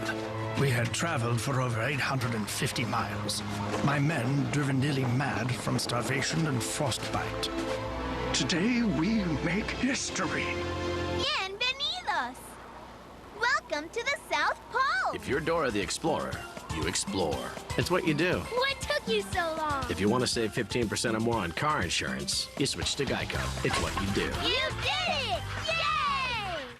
If you need a reason to start celebrating Super Bowl 50 early, I'll give you two. Get a large one-topping pizza for only 50 cents when you order any large pizza at regular menu price. Better ingredients. Better pizza. Better football. PapaJohns.com. Performance reimagined. Style reinvented. Sophistication redefined. Introducing the all-new Lexus RX and RX Hybrid. Agile handling. Available 12.3-inch navigation screen and panorama glass roof. Never has luxury been this expressive. This is the pursuit of perfection. After the game on NFL Total Access, it's a 3-star Bowl-a-Palooza. We're in Hawaii at the Pro Bowl. We're on the road to the Super Bowl. You know, it's all happening fast. And we're recapping the Senior Bowl right after the game.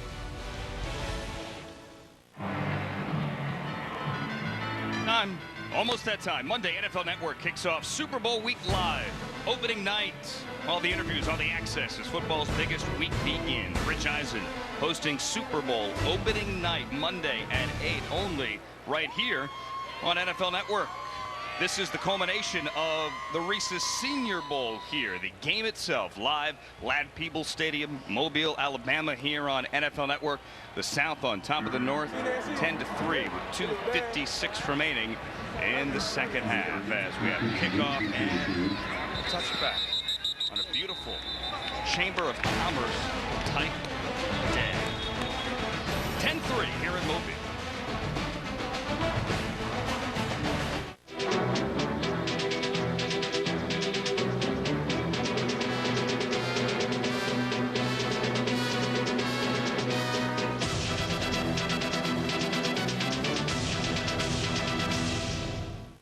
If you need a reason to start celebrating Super Bowl 50 early, I'll give you two.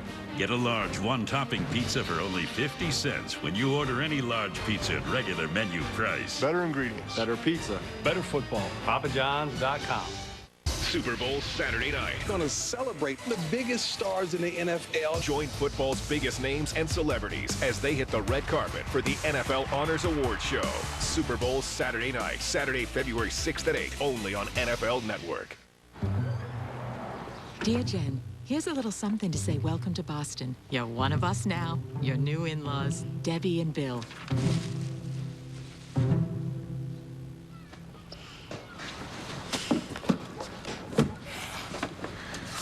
Dear Jenny, stay strong.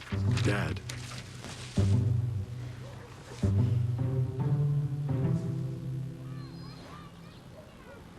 Go to NFLshop.com. It was a blustery fall afternoon. Connor Bradshaw was in an endless rut. You catch those games yesterday? Had to work. Watch it on NFL Game Pass. That's when Connor found football. Oh, yeah! Lots and lots of football. With the new NFL Game Pass, Connor can connect to the football universe with all 256 regular season games on demand the next day. Welcome to the family, Connor. Welcome to the family. I got plans. I'm going places. Here I come. I got plans to pick myself up. I will gain trust. I'm gonna earn everything I get. I got plans to command your respect. I've got plans to push my limits. Hey! I got plans to be great. Let's go, get in.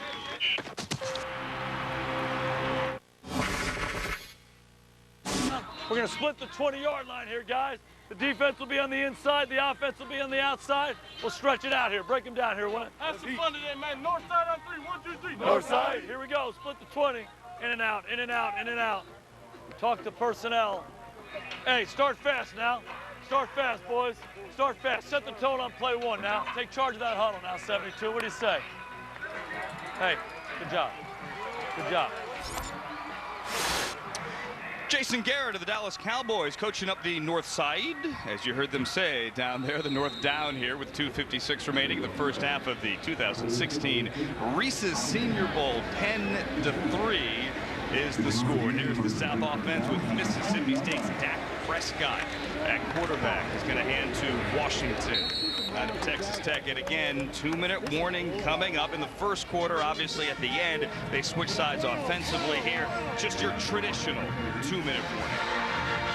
Spoke to Jason Garrett on the field before the game, and I kind of teased him. I said, you've had 6 extra days the rest of the league didn't have with these kids, so if you mess up in the draft, I'm all over you.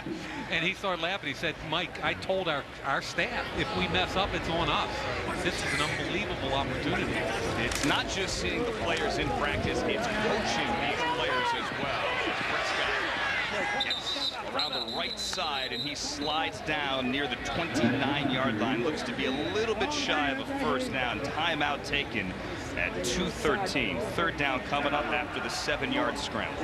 You know, all the quarterback conversations, we've talked Carson Wentz ad nauseum. There's 4 potential first-round quarterbacks. Then I've got Hackenberg and Cardale Jones kind of as wildcats. And then there's a whole group of guys where the GMs are all going, okay, who is the next Kirk Cousins? Who's that 3rd, 4th round guy that can lead a team to the playoffs? And I think, Charles, you start looking at the guys in this game. Okay, Dak Prescott, I find intriguing. Jacoby Brissett, who down there, I find intriguing. Allen, there's a bunch of these guys that are going to go in the mid-rounds that I think somebody's going to fall in love with. And DJ, what do you think about that? I'll tell you what, the one that generated the most buzz outside of Wentz this week has been Brissett, because you've got somebody with some size that can move around, and I think he's throwing the ball a little bit more consistently than Dak Prescott has. So if you're looking just at the buzz meter amongst personnel friends, I would definitely go with NC State's Jacoby Brissett. Here's Washington with a hole. Washington fighting across the 40. The running back out of Texas Tech gets a first down and takes us to the 2-minute warning. So the South on the move here. 10-3 after DeAndre Washington runs for 15. See what Dak Prescott can do. Coming up a little bit later, Jaron Reed putting on a show early as well. Same with Spence, D-line in the spotlight. To do great things, sometimes you gotta break the rules. The all-new Surface Pro 4. A new pen for new masterpieces. We reinvented the Surface Pro so you can reinvent everything else. Buying smartphones for the whole family is expensive, not at T-Mobile. For a limited time, check out our half-off smartphone event. Get one of our most popular smartphones and get the second one at half price. Hurry to T-Mobile and get new smartphones for your whole family today. Large pizza, it's here. $5 every day of the year. $5 hot and ready to go. $5 a Little Caesar's Pizza Show. Pizza, pizza. Stars, when you shine, you know how I feel. Scent of the pine.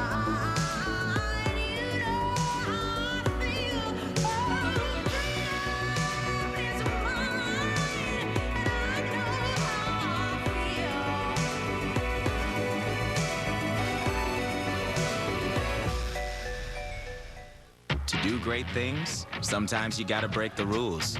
The all-new Surface Pro 4. A new screen for new perspectives. We reinvented the Surface Pro so you can reinvent everything else. Super Bowl week kicks off live. Can you feel his energy? It's opening night with host Rich Eisen. Every star, every story. Football's biggest week starts here. Live, Monday at 8, only on NFL Network. Super Bowl tonight.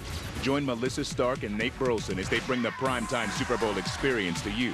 With all the hottest events in San Francisco, leading up to the big game. Super Bowl tonight, Tuesday through Friday at 8, only on NFL Network. We've been talking all week at the 2016 Reese's Senior Bowl about the defensive line play. 4 sacks early on. They're not disappointing. Fackrell, up and under move right there. Look at the collapse of the pocket by Butler. by Sean Oakman here. This is good intelligence because he sees the rush and he comes underneath, folds under, and gets a sack. And here Daddy Nicholas forces him to a second sack by Sean Oakman. Sean Oakman is certainly...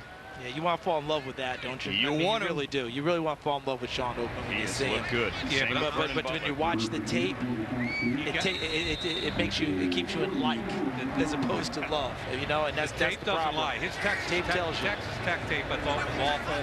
There were some good things on the Rice tape. Jay Lee, the wide receiver from Baylor, complete from Dak Prescott on first down. He's going to get it across midfield, and they're going to rush to the line here in a 2-minute drill. Yeah, he's coming outside on a quick slant. They're up on the line already, getting ready for the next snap here in a 2-minute drill. Good for a gain of 19. Prescott delivers the ball to Lee again for another first down, just shy of the 25. Nice job by Dak Prescott. Clear line of sight, gets the ball on the curl, and up on the line, calling the next play. That one's good for 11. He's 5 of 6 for 42 yards. Another first down. This one incomplete. Wanted Lee again, tried to one-hand it in traffic. You know, for me, with Dak Prescott, I believe that he improved, in my eyes, as much as any big-time quarterback in the country from one year to the next. I think I said it during the week. You know, I had him down much more of a tight end H-back prospect as a junior than I did going into this year. And then after this year, I'm like, this guy deserves an opportunity to have a chance to be a quarterback in the NFL. I thought he improved that much in accuracy, in movement in the pocket, looking and seeing, going through progressions. I just thought he became a complete quarterback this year. We have a dual threat quarterback in the Super Bowl, the man who is likely the MVP of the league. Now Dak Prescott trying to make his mark as well, and he gets a completion and a first down. It's the 88 Paul McRoberts, the Southeast Missouri State wide receivers. The clock winds down towards 1 minute remaining, and Dak Prescott has his team in the red zone now. You see, he's giving the hand signals. This is what the scouts want to see. Hand signals, intelligence, show them you're a smart quarterback, and that's what Prescott's doing. He goes 4 wide out of the shotgun. He lost back in the end zone, almost picked off there by Darian Thompson. Did he stare him down? Stared him down. That down. should have been an interception. Darian Thompson's having a heck of a game right now. Watch his head, okay? He takes Thompson right to the football. Left, and Darian Thompson just flashes right to the football. You're exactly right, Charles. He took him right there. I mean, because he wanted the tight end all the way. Is that Griswold? Griswold. There he wanted Griswold, and who got him? Killebrew, our guy, the defensive back from Southern Utah. Killebrew held him up the whole way. And Thompson was totally free, no other responsibility, just read the total, the eyes in the head, and went right to the ball. You got to make that play. It's points off the board in the red zone. Brings up second down. He pump fakes to the left, nothing do it. Now Dak Prescott's going to run. Dak Prescott inside the 10, down to the 5. Good tackle. That was DeAndre Hall, the 6'1.5" corner from Northern Iowa. Now, look to the left. He wants the running back who wasn't looking. Now he makes the play. Good tackle by DeAndre Hall, who again has got long arms. Good tackle. And here's a throw over the middle, the slant, a touchdown. If they put him up, they do for Paul McRoberts. Dak Prescott leads his team down the field and punches it in with 22 seconds to go. Really good series, both for McRoberts and Prescott. Charles, I thought the ball was on the back shoulder a little bit, which gave the defensive back. Now, he's all the way out here, and he's coming down. It's a little bit of a rub. The deep ball's on the backside, and maybe he did it because of the slanting linebacker or safety underneath. Yeah, if you want to give him the full credit for that, he read that and said, I'm going to put it on the backside. And really a nice play, because a lot of times quarterbacks have to evaluate, do I need to stop my receivers on route so I don't run them into other trouble? Yeah. And that was a really nice play there by Prescott. It's a 5-yard touchdown run, or rather throw for Dak Prescott. Martin is now on for the extra point. He's 2 for 2 in that regard, and it is a 17-3 score. The South with the offense here, and Dak Prescott with a really nice drive. Yeah, you know, the best part for him, he got away with one where Thompson doesn't come up with the football. And he gets another chance, and he cashed it in. I think all in all, a very good drive with a little bit of help. I'm with you, but if I look at it from the defensive side, this Darian Thompson's had a heck of a game. He flashed a couple times early, made a play on special teams. And if he had made the play in the end zone he needed to right there, everybody's buzzing about Darian Thompson right now. You got to, I mean, you've done everything well. Finish it. especially a guy who's been such a ball hawk throughout. Yep. And, you know, he's thinking that himself. But all in all, he's had a very nice performance. Oh, no doubt. All in all, very nice. You mentioned ball hawk Darian Thompson, 19 career interceptions. Third-team All-American out of Boise State this year. Chris Moore out of Cincinnati said he had 4 different helmets at Cincinnati. That's the one he chose here. And none of that helmet says Cincinnati. I mean, nothing on that helmet. I don't get anything that says Cincinnati Bearcats on that helmet. Someone help me. Coach Tubbs, I'm talking to you. What is that? That is Tyler Irvin on the return with a flag down, tumbling across the 20. That's you and I getting older. Can that you sound help you us? hear is you and me getting old. Can you help us? Help you. These young men. Doing the return. Holding. Receiving team. Number 4. 10-yard penalty. First down. Mike and I are products of old school coaches. Yes, sir. And old school coaches, even when they knew who you were a helmet or a jersey number. And that was it. Charles, that's all she wrote. At my dinner table, one of 7 kids playing high school football for my dad, he'd look at me and go, 12, pass the pepper. That's it. Just like you with your dad. That's it, you know? Well, the hold was on 4, your guy Darian Thompson, so he couldn't get the pick, and there he gets the hold. And here, the number is 8. It's the quarterback, Kevin Hogan, out of Stanford, who had a nice drive, 2 for 3, 40 yards when he first got in the game. Here he has 13 seconds to go, and he's going to throw to Prager Coble, the tight end out of Iowa. He's hit immediately by Jonathan Jones, and the clock is going to keep on winding. 2-1, and that is the end of your first half. The 2016 Reese's Senior Bowl. The South, thanks to that nice Dak Prescott drive there at the end of the half, throwing the touchdown to Paul McRoberts, has the lead here over the North, 17-3, as some of college football's best seniors play their final college game to take another step on the path to the draft. And these guys get ready for the combine and eventually the draft itself coming up on the 28th of April in Chicago. Fun here in the first half. South with all the offense and a 2-touchdown lead. Jason Garrett taking his team into the locker room. He started Carson Wentz at the beginning of this game, the quarterback we all wanted to see out of North Dakota State. Didn't have a lot of help from his wide receivers. Had a couple of drops, but Prescott 7 of 10 for 61 yards as the Mississippi State quarterback heads to the locker room with a touchdown. Go down to the sideline now. Alex Flanagan standing by with Gus Brett. Well, Gus, a nice 2-minute drill there for your quarterback and wide receiver. Yeah, tell us a little bit about it. Yeah, he did a great job. You know, had to get a 3rd down conversion to keep the drive going. Did a nice job with that. I just thought he played with really good poise. You know, was real patient, and it gives credit to the O-line. And that's what you're looking for out here, right? Well, you know, this is an opportunity. You want to play as a team, but it gives them a chance to really show their skill set. And, you know, that's what we're trying to do with all players. Mix in some run, pass, quarterbacks to showcase their talents. And it's been a good first half. And quickly, you got to love your defense's play today. Yeah, you know what? They're flying around. You know, they got a lot of energy. So they have to bring that in the second half. Awesome. We'll let you go. A lot of energy, Andrew, just like Gus. He is all energy, and right now he's got himself a lead, 17-3, heading to the locker room here with 30 minutes of football down and 30 more to go. 17-3 at 2016 Reese's Senior Bowl in Mobile.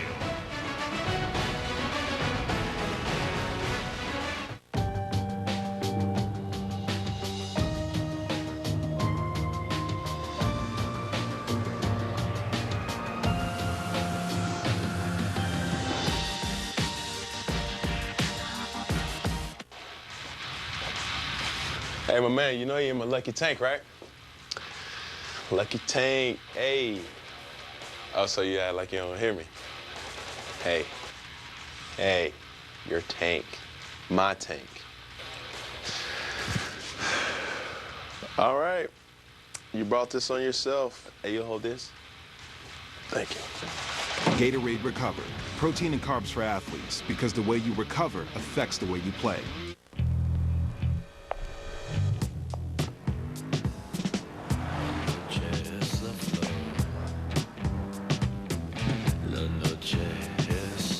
Those who define sophistication stand out. Those who dare Dare to redefine it. Stand apart. The all-new Lexus RX and RX Hybrid. Never has luxury been this expressive. This is the pursuit of perfection. If you need a reason to start celebrating Super Bowl 50 early, I'll give you two. Get a large one-topping pizza for only 50 cents when you order any large pizza at regular menu price. Better ingredients. Better pizza. Better football. PapaJohns.com. NFL Honors, hosted by Conan O'Brien. The biggest names in sports and entertainment come together to celebrate the NFL's best. Very happy to take this one home. NFL Honors, the night before Super Bowl 50 on CBS. Where you're from is always part of you. Where you'll go, that part's up to you. The Scouting Combine. Welcome to your future. Starts February 26th, only on NFL Network. Hello, everybody. Welcome into this special halftime edition of NFL Total Access presented by Reese's. I'm Brett Lewis, Solomon Wilcox, Jamie Dukes here with me, as well as we are at the half of the Senior Bowl down in Mobile, Alabama. Let's show you what happened here in these first two quarters.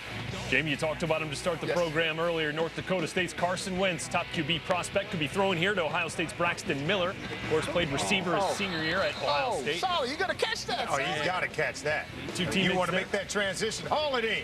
Could not connect. They'd have to punt their next South possession. TCU's Aaron Green. Take that with you. Cut back 25 yards for the score. South on the board first, up top 7-0. Here's Carson Wentz once again later in the first quarter, looking again for Miller, but two not on the same page. That falls incomplete. Turnover on downs for Jason Garrett's North squad. Back here, next North possession. This was Wentz's best throw of the day to Ohio State's Nick Fannett. Gain of 29 and a first down. Went 6 of 10, 50 yards only played in the first quarter. But how about Dak Prescott, Mississippi State quarterback, hitting Paul McRoberts down in the end zone, who put the South team up 17-3 at the half there at Ladd-Peebles Stadium in Mobile. All right, so we'll keep you posted. We'll get you back to Mobile for the kickoff of the Reese's Senior Bowl, the second half. But, of course, we're getting ready for Super Bowl 50. Both teams arriving in the Bay Area tomorrow. Of course, now 8 days away from Super Bowl 50. And when we come back here on NFL Total Access at the half, boy, Aaron Green got the footwork to make a name for himself. More on the Senior Bowl when we come back.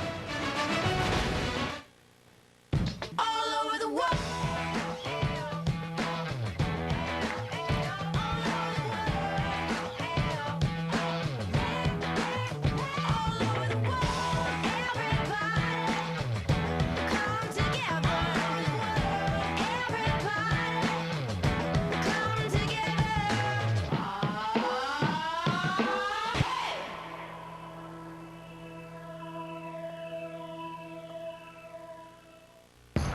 For just $4, get a double cheeseburger, a spicy chicken sandwich, fries, and a Coke.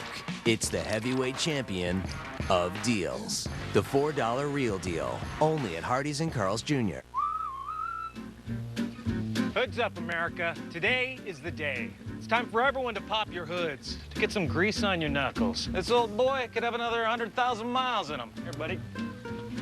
And a little free time and new spark plugs will have this rocket ready for launch. How? So get out there and grease that, tighten this, change those. With our help, you can always fix your car with confidence. Hoods up, America. Get in the zone, AutoZone. Every morning I make a promise to myself. A promise that today I will get better. Because I know where I want to go and what I have to do to get there. I have to be confident, I have to be ready to learn, and I have to overcome any challenges that come my way. I make a promise to be prepared for the next moment. Because that moment is where you face greatness. Braun, face greatness. After trying Brookside chocolate, people talk about it online. Love at first taste. I would liquefy it and bathe in it. Curse you, Brookside, your nefarious plans have succeeded. Nefarious? I mean, are we still talking about chocolate? Brookside, talk about delicious. All All right, back live here, NFL Total Access presented by Reese's. The Broncos wrapping up their final practice in Denver today, getting ready for Super Bowl week. Gary Kubiak and company ready, despite any distractions there might be. To get to this point in your football career, as a player, as a team, it's hard to get there. So you just want to know that everybody's doing everything they possibly can for next Sunday. So that's accountability by players and everybody, but they know that. I mean, I talk to them about that all the time, and you know, we're going into it's a week of heavy distractions, but I mean, you work to be in those distractions. I mean, that's where you want to be. So you just got to handle those things and get ready to play. All right, so it's the Broncos and Panthers here in about 8 days. Sally, let's talk about how these two teams win the game. Start with the Panthers. What do the Panthers have to do? What must they do to win this game? They are a very complimentary football team. They got a good quarterback. They got great defense. More importantly, they've got to be able to run the football. The Panthers have always been the kind of team that when they want to roll up their sleeve and pound the run game, yeah, they got Jonathan Stewart. They have Mike Tolbert, but also Cam Newton. At 6'6", 250, he weighs in their ability to run the football. They're the only team in the NFL that rushed for 100 yards in all 16 games during the 2015 season. In fact, they topped 100 yards rushing in 31 consecutive games. No team has done that since the 1970 Pittsburgh Steelers when they had Rocky Bleier and Franco Harris. So there's no doubt their formula is to run the football and run with power. They've got to be able to do it. Panthers have to run the football. Jamie Dukes, for the Denver Broncos, what must they do to get past the Panthers? Goes back to your favorite TV show, 24. In other words, the magic number being is that offensively, I believe that the Denver Broncos have to get to 24 points. I do believe that the defense of the Denver Broncos can contain, and I say contain, the Carolina Panthers to the point where you're talking about somewhere in the range of 20-21. But 24 to me is the magic number that if the Broncos offense can get there, I think they can win the Super Bowl. All right, boy, that Broncos defense was able to get to Tom Brady 17 times. Let's see what that pass rush can do to Cam Newton here, 8 days away from Super Bowl 50. Of course, just a few minutes away from second half action down at Ladd-Peebles Stadium in Mobile.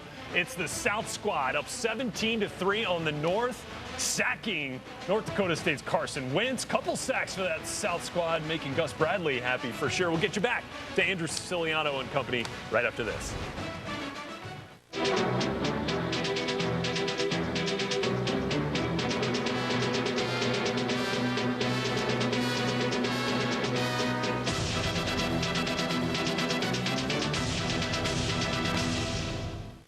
If you need a reason to start celebrating Super Bowl 50 early, I'll give you two.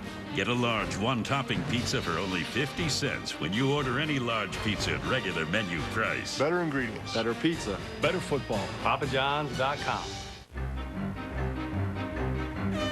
RootMetrics, in the nation's largest independent study, tested wireless performance across the country. Verizon won big with 153 state wins. AT&T got 38, Sprint got 2, and T-Mobile got 0. Verizon also won first in the U.S. for data, call, speed, and reliability.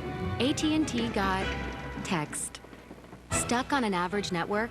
Join Verizon, and we'll cover your cost to switch.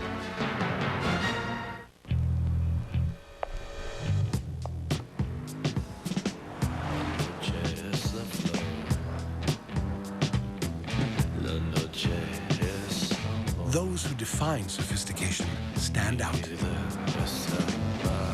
Those who dare to redefine it stand apart. The all-new Lexus RX and RX Hybrid. Never has luxury been this expressive.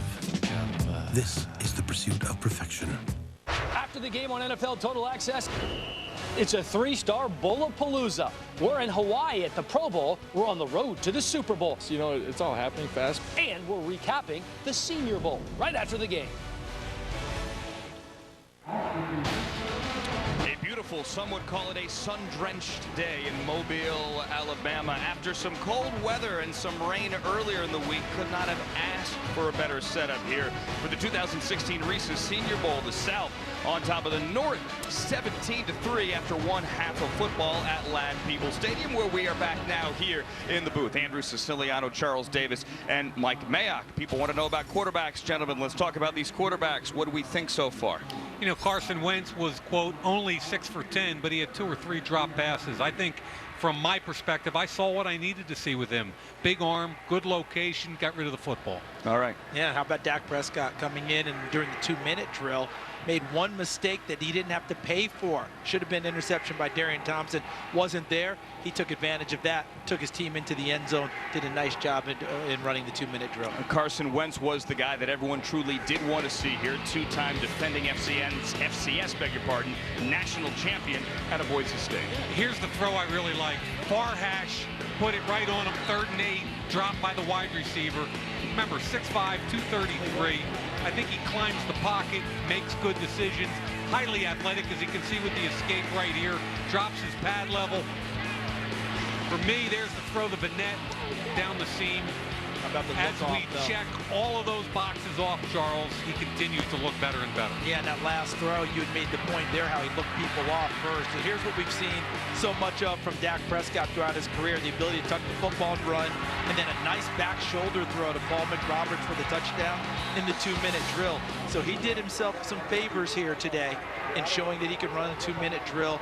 The Jacksonville staff could not be higher in talking about Dak Prescott, leadership, ability, a guy who has a chance to be a player in the NFL.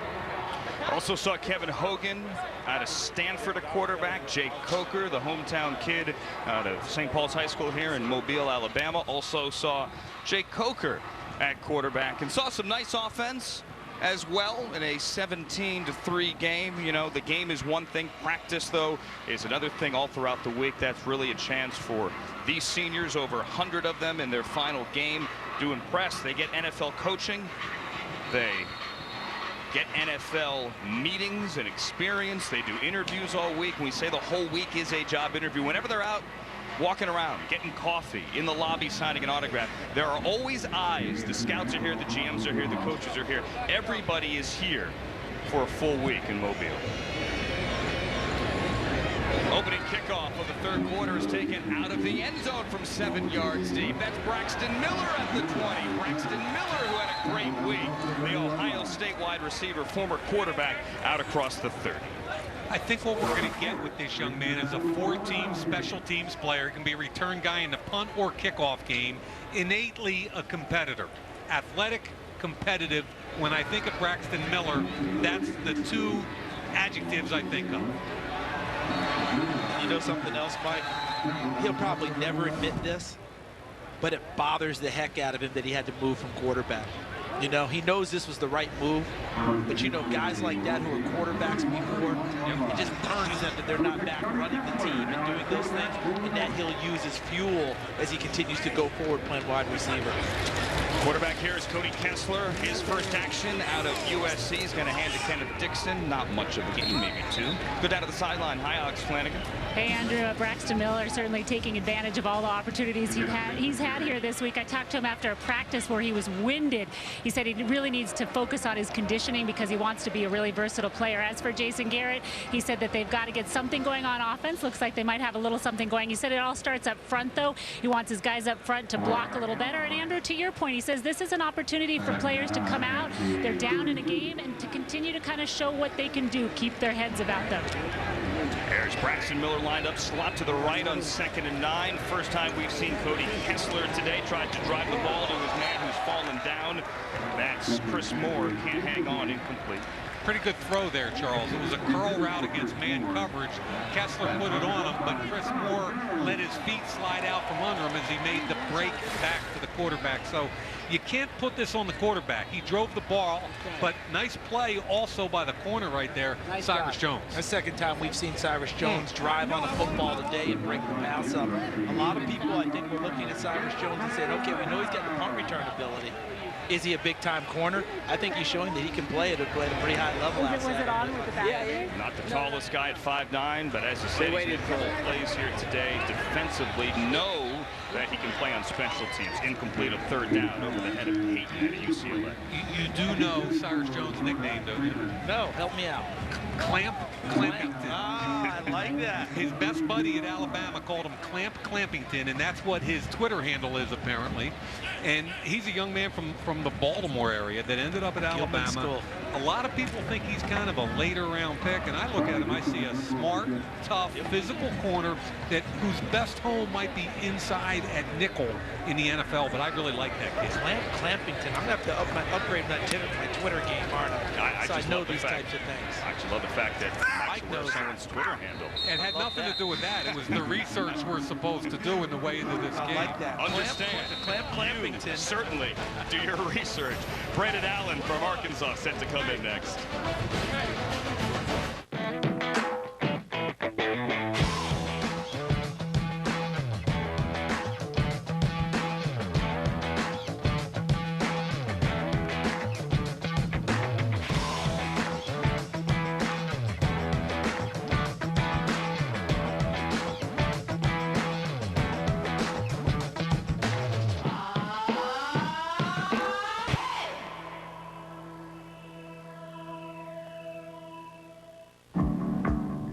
Performance reimagined.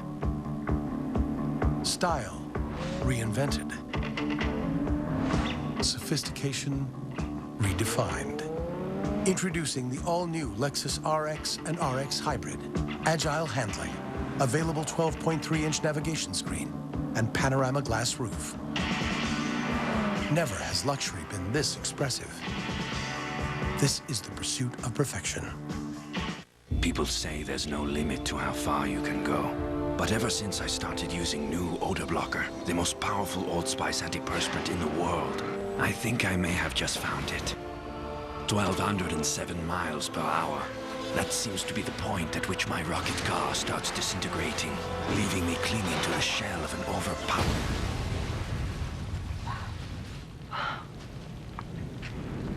Wow.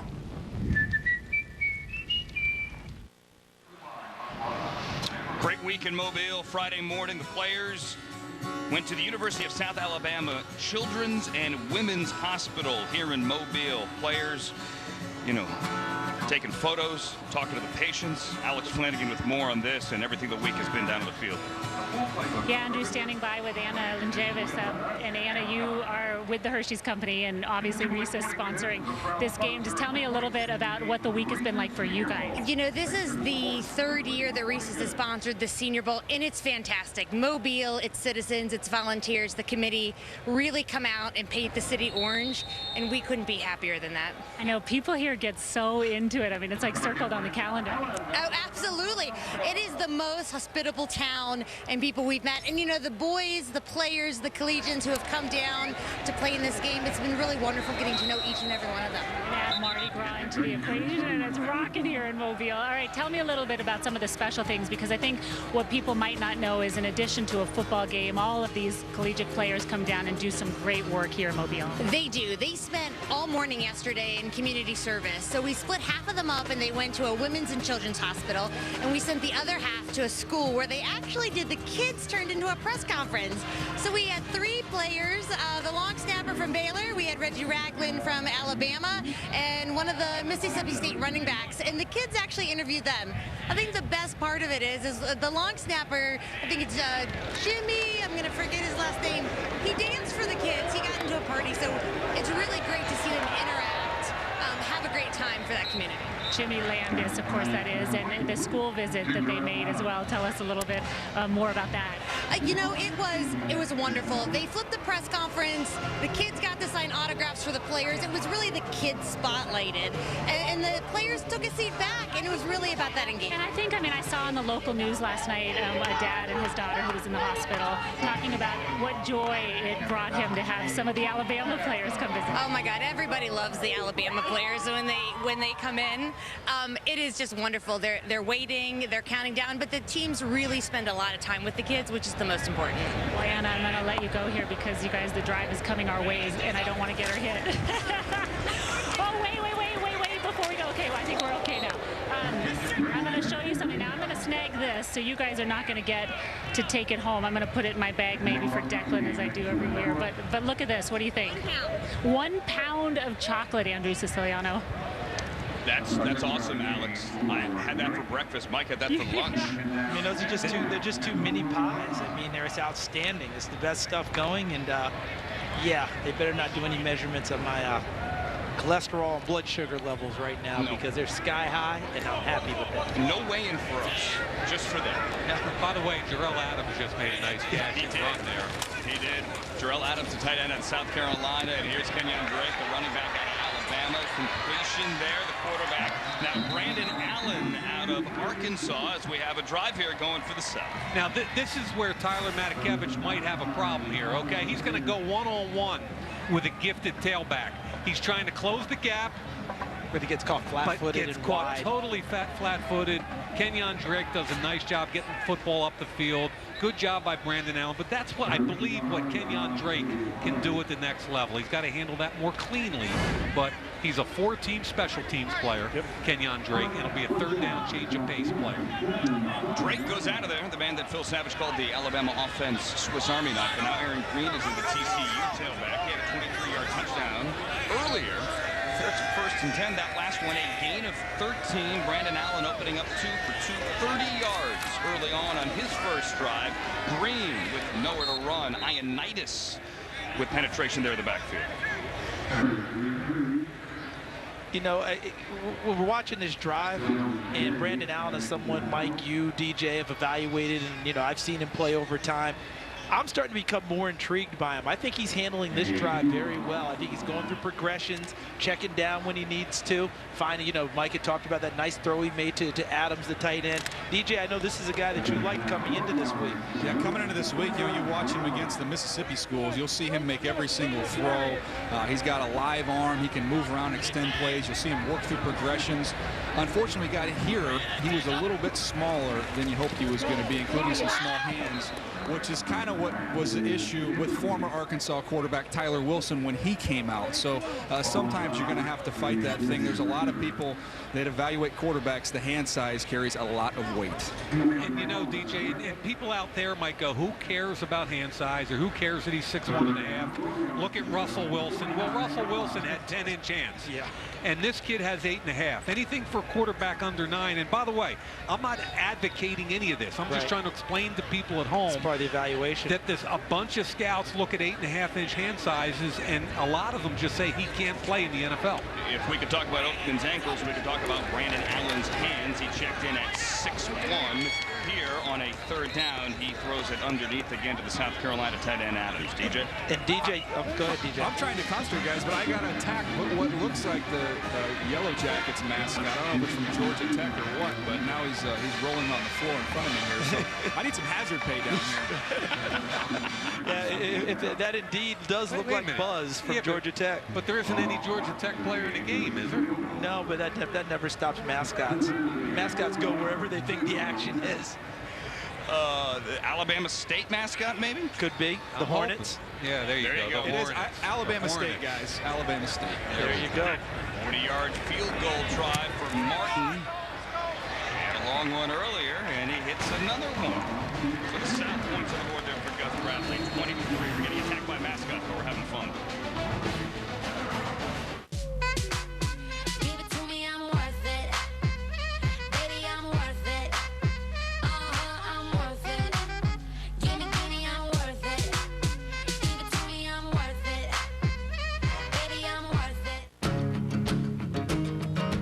Planning it for months.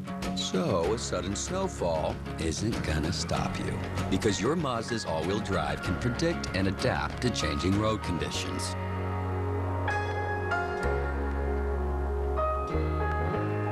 So even if you aren't ready for the unpredictable, your car is. Mazda's predictive iActive all-wheel drive.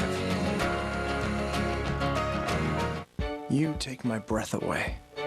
So I thought I'd return the favor. At Jared, we only sell one piece of jewelry for Valentine's Day. The one that puts your heart in her hands. And it's waiting for you at Jared. Schick Extreme 3. 3 flexible blades that adapt to any contour for extreme comfort. Schick Extreme 3. Try Extreme 3 Ultimate. More glide, better comfort for your skin. We love chocolatey, creamy, with a little something extra. Deliciousness. Cookies or almonds. Yumminess. Hershey's is mine. Yours. Our chocolate. Nobody gets you closer to Super Bowl week than NFL Network. More than 88 hours of live reports. And it all kicks off with Super Bowl opening night and ends with the most game day coverage anywhere. Nobody does Super Bowl week like NFL Network. Nobody. It's almost that time. Monday, NFL Network kicks off Super Bowl week live with opening night. All the interviews, all the access as football's biggest week begins by the Bay. Rich Eisen hosts Super Bowl opening night Monday at 8 only on NFL Network. As we're looking at San Francisco, and now we're looking at Mobile here. 9:26 remaining, third quarter. The South on top of the North, 20-3 in the 2016 Reese's Senior Bowl. And I was just watching Eric Stryker, who's on the kickoff team, and the referees had to hold him back from 3 of the players on the sidelines of the North. So there's some significant jawing going on. If you think this is a game where players just kind of show up and don't care. Not brother-in-law. No, they're getting that now. No, not at all. And Eric Stryker does not mind chirping with people. Trust me on this one. Again, you don't mess with a guy named Stryker. You know what he reminds me of a lot of time? Tanner Boyle from Bad News Bears. Tanner, who'd you get in a fight with? 6th grade. Who? The 6th grade. That would be Stryker. Love you, Charles Davis. Great to have you here today. Missed you last week. South leads the North 20-3 as mentioned. There's Cody Kessler, guys, 3rd in USC history with 88 career touchdown passes. This is his 2nd drive. Only Matt Barkley and Matt Leinart threw more touchdowns as a Trojan. 68% completion guy over his career. Quick release, gets the ball out. And here he throws to Braxton Miller on the far sideline, a former quarterback, the man voted by the scouts this week as the #1 practice player in Mobile. And you could see his quickness there. Get the football in his hands, Charles, with some space between him and Jonathan Jones. And he picks up 9 yards on just a quick go move. Yep, quick smoke. That's all it was. And Kessler, and you know, with different quarterbacks, you hear this. And I remember covering USC and going in there, and he's so accurate, and he takes care of the football, and his interception numbers are really low. I remember at one point the coaching staff was like, look, if you throw an interception downfield, okay, I'll hug you. Okay, because they wanted to push it a little bit more with the types of receivers they had, but he took care of the ball very well. Got to hand it off here to Dixon. Nice spin move for the Louisiana Tech running back to pick up a 1st down near the 40. Boy, that was well done up front. Dixon made the correct cut. Watch from behind. Here comes the backside. It's called a wham block by the tight end that time, number 82, Krager Coble. Comes all the way across. There's the wham. The cut back inside. I really like this Dixon. He's nice, isn't he? He's got a lot. There's a lot to his game. A lot of facets. Lamar Miller kind of downhill, make you miss with some thump to him. I think he catches the football like Shane Vereen. He's an interesting guy. He's 2nd or 3rd round player. Hard not to like 87 offensive touchdowns in his Louisiana Tech career. The school leader, rushing yards, rushing touchdowns, total touchdowns. Arkansas's Mr. Football out of high school in 2011. 889 touches, including 3 consecutive 1,000+ yard seasons. What do I see on tape? He's tough, quick, make you miss, catches the football naturally. He can be a 3rd down change of pace guy, but because he's tough and downhill, I also think he can be a Lamar Miller type of player. It all depends who drafts him and what role they want him to perform. Along with Jeff Driscoll, Louisiana Tech had a nice offense certainly last year. We'll see Driscoll coming up a little bit later. Here is a USC to UCLA connection. Kessler to Peyton. And Charles, it's interesting you bring up the Kessler point.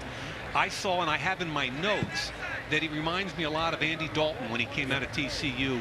And Andy Dalton would not throw and would not take any chances on driving the football down the field. Even at Cincinnati, his first couple of years, they were trying to push him. You remember there was a great stat about him, no red zone interceptions. Right. And that's great. But in the NFL, you got to fit some tight window throws in. You got to take a few chances. Brad Smith was like that coming out of Missouri. Remember, Mike? Yep.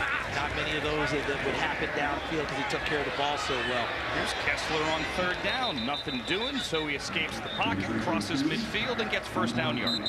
Now, what happened was his 2 wide receivers collided out in this area. He wanted to come to his right. They collided. Now he's got a problem. Good job escaping to his left. not known for great athleticism, but you can see the eyes, the route's not there. He's fortunate the pocket collapsed on the other side. He got out the gate to the left. Yeah, whoever that corner or safety was, I think it was a safety who was on the tight end, Vanette. He's back at the bench telling him, I covered 2 on that play. Because I got Vanette and the guy ran into me. I took 2 for 1 on that one, guys. Not cover 2, but I covered 2. I am cover 2. Exactly. He outran Kessler, did Noah Spence. Oh, some trickery. Braxton Miller, is he going to throw? No, he's going to run. And he's got Kessler out ahead of him. Braxton Miller.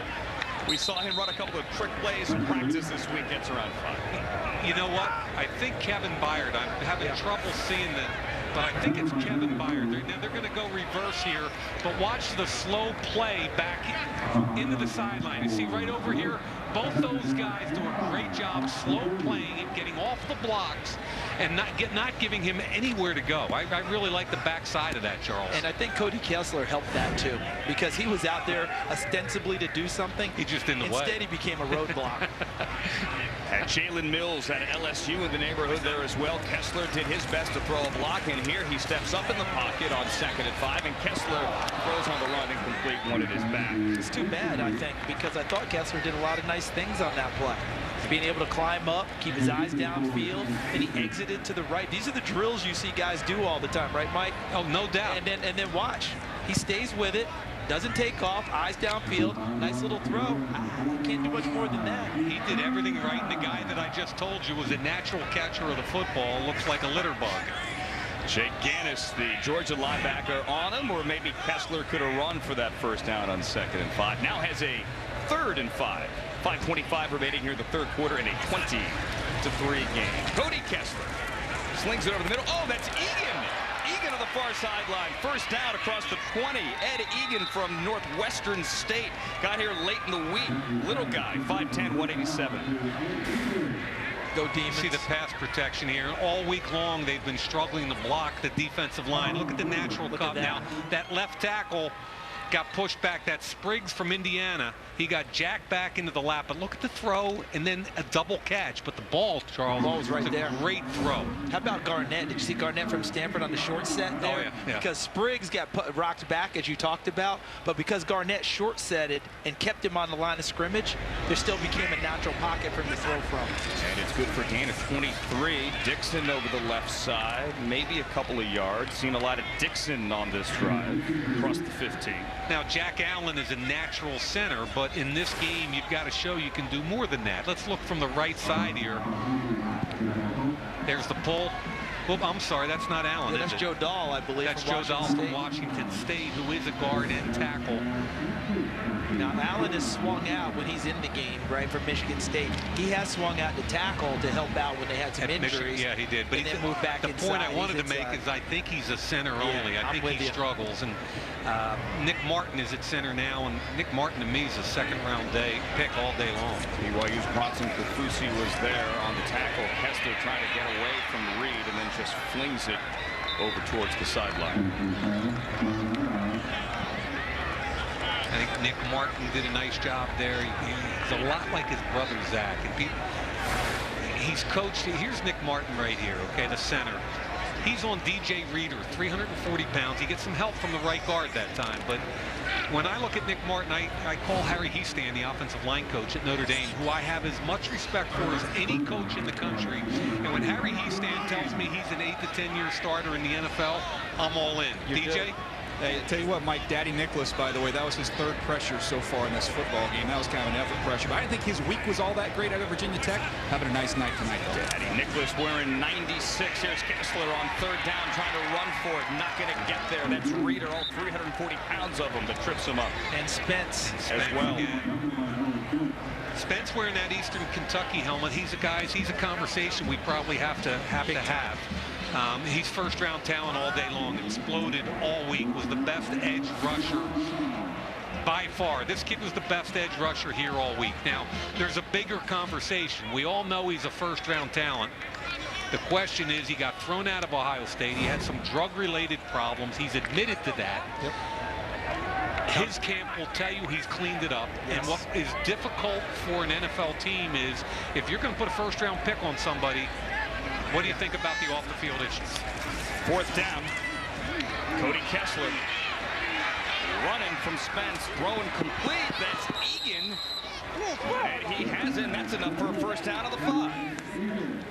Nice job by Kessler, huh? Not losing his patience, Charles. His movement skills in the pocket, I think, are good. I think they're very good. They're showing where on display today. Look at how many different ways he checked for receivers without panic in his posture. Okay, because a lot of guys, I don't have, and then they speed up their process to a point where they can't get anything done. He stayed under control, kept moving his feet, shifting his eyes, getting to the right spot. Cody Kessler was a big-time basketball player in high school. 29 points a game. And he often operates at quarterback like the point guard he was in high school with distribution and with the football. Good job knowing Spence was there as well. Kessler, Geronimo Allison can't hang on. Wide receiver out of Illinois, broken up there by Mills. Mills had a good week. Boy, did he ever. These LSU kids did a nice job. Geronimo Allison, the wideout, a late ad from Illinois, 6'3", 200 pounds. If that ball had been placed further to the back shoulder, it's a touchdown. So that's a placement issue by the quarterback. The wideout, that's a big body throw. The wideout's got to box him out. Let's give that to the corner a ton of credit. Right. But at the end of the day, that was a placement problem by the quarterback. Yeah, he actually brought the corner into the play more on that one. And Allison, you guys saw him last week at East West. He had a good week there. Certainly did. Dixon, right up the gut. Dixon fighting for the end zone. Put him up. Nope. He's short.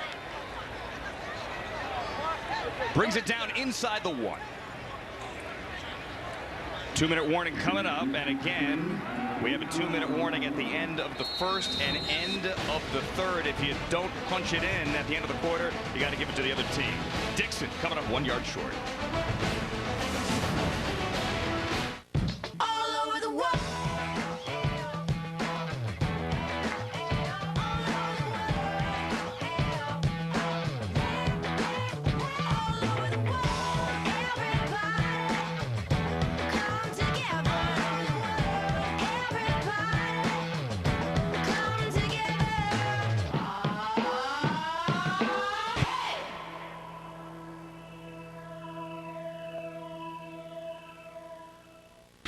Super Bowl week kicks off live. Can you feel his energy? It's opening night with host Rich Eisen. Every star, every story. Football's biggest week starts here. Live, Monday at 8, only on NFL Network. The New York Jets are the world champions. One makes a circus catch in the end zone. He's gone! He's gone! William Curry has scored! Inside the 10. Head first. He's gone! Good! It's good! Sack. No, we got out of it. I don't know how we did it. The New England Patriots are on to a celebration. It was a crisp fall day, yet something was missing in Rodney Arrington's life. That something was NFL Now, the easiest way to get more football since the dawn of the pigskin. With fierce determination, Rodney started watching NFL Now. Locker room speeches, exclusive player access, all on his favorite devices. Suddenly, he wasn't just Rodney, he was the Oracle of Rod. Welcome to the family, Rodney. Ron, I'm gonna be late for work. Let me guess. Money's for the truck? Yeah, I need it for a job on Wednesday. Whoa! I'm CashNetUSA.com. Man, when emergencies arise, CashNetUSA.com is available 24/7 to deliver quick loans to approved customers. Hey, move it, buddy. This place is out of business. We're gonna demolish the building. Oh. Apply now at CashNetUSA.com/TV. Money's on the way with CashNet USA. After the game, catch all the live post-game coverage from the Reese's Senior Bowl, along with the highlights and the analysis of this one. It's NFL Total Access after the game live on NFL Network.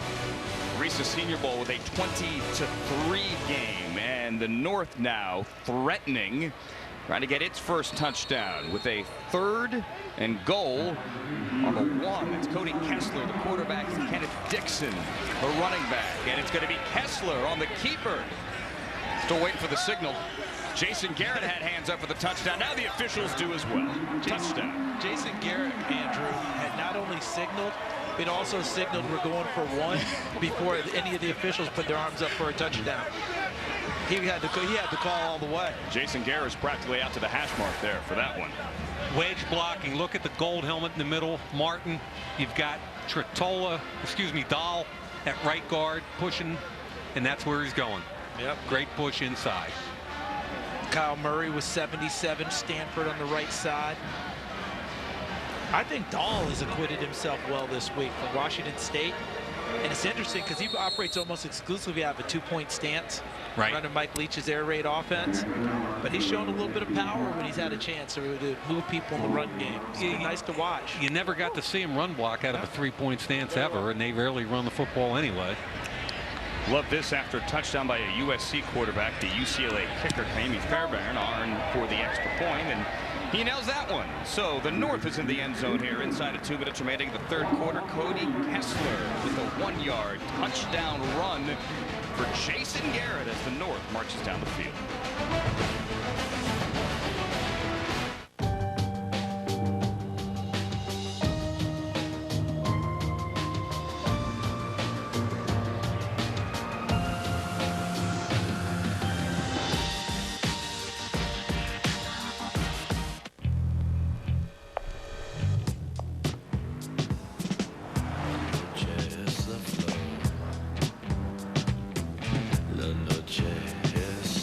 Those who define sophistication stand out. Those who dare to redefine it stand apart. The all-new Lexus RX and RX Hybrid. Never has luxury been this expressive. This is the pursuit of perfection. Hey, my man, you know you're in my lucky tank, right? Lucky tank, hey. Oh, so you act like you don't hear me. Hey. Hey, your tank, my tank. All right, you brought this on yourself. Hey, you hold this. Thank you. Gatorade Recover. Protein and carbs for athletes, because the way you recover affects the way you play. If you need a reason to start celebrating Super Bowl 50 early, I'll give you 2. Get a large one-topping pizza for only 50 cents when you order any large pizza at regular menu price. Better ingredients. Better pizza. Better football. PapaJohns.com. Super Bowl Saturday night. Gonna celebrate the biggest stars in the NFL. Join football's biggest names and celebrities as they hit the red carpet for the NFL Honors Award Show. Super Bowl Saturday night. Saturday, February 6th at 8. Only on NFL Network. We asked you earlier to talk back to your television. That's what you guys are doing thanks to Twitter. And here's a question from a man who calls himself an Eagles fan at a 20-10 game here south over the north. Which player, Daniel Jeremiah, raised his draft stock the most this week? I'm going to go to a guy we've just seen put on a show out here today, and that's Noah Spence. But even if he didn't do anything in this game, I would give the same answer, because the week of practice, I give you a long list of the defensive tackles Mike has discussed that have all helped himself. That's a big group. But the defensive end group, it is Noah Spence. There is a huge gap, and then everyone else. He's really helped himself with his performance this week, guys. Has he ever? And Mike brought up the great point earlier, DJ, about what he's going to have to do in terms of answering questions off the field. And one of the things he's going to be able to have to step up and talk about is, remember the embarrassment when he got caught with the drug thing the first time, lied about it and said, hey, someone put something in my drink, and actually convinced his own father to go to bat for him. There's nothing worse than telling your father something that's not true, and then you got to go back and say, you know, Dad, put you in a tough spot. Right. And I'm sorry. And his dad's fully behind him, obviously. That's his son. But that's something that he's got to battle through and fight through and show. But his play, off the charts. Kenyon Drake there with the return. Who has made money this week for you, Mike Mann? We've talked Noah Spence ad nauseum.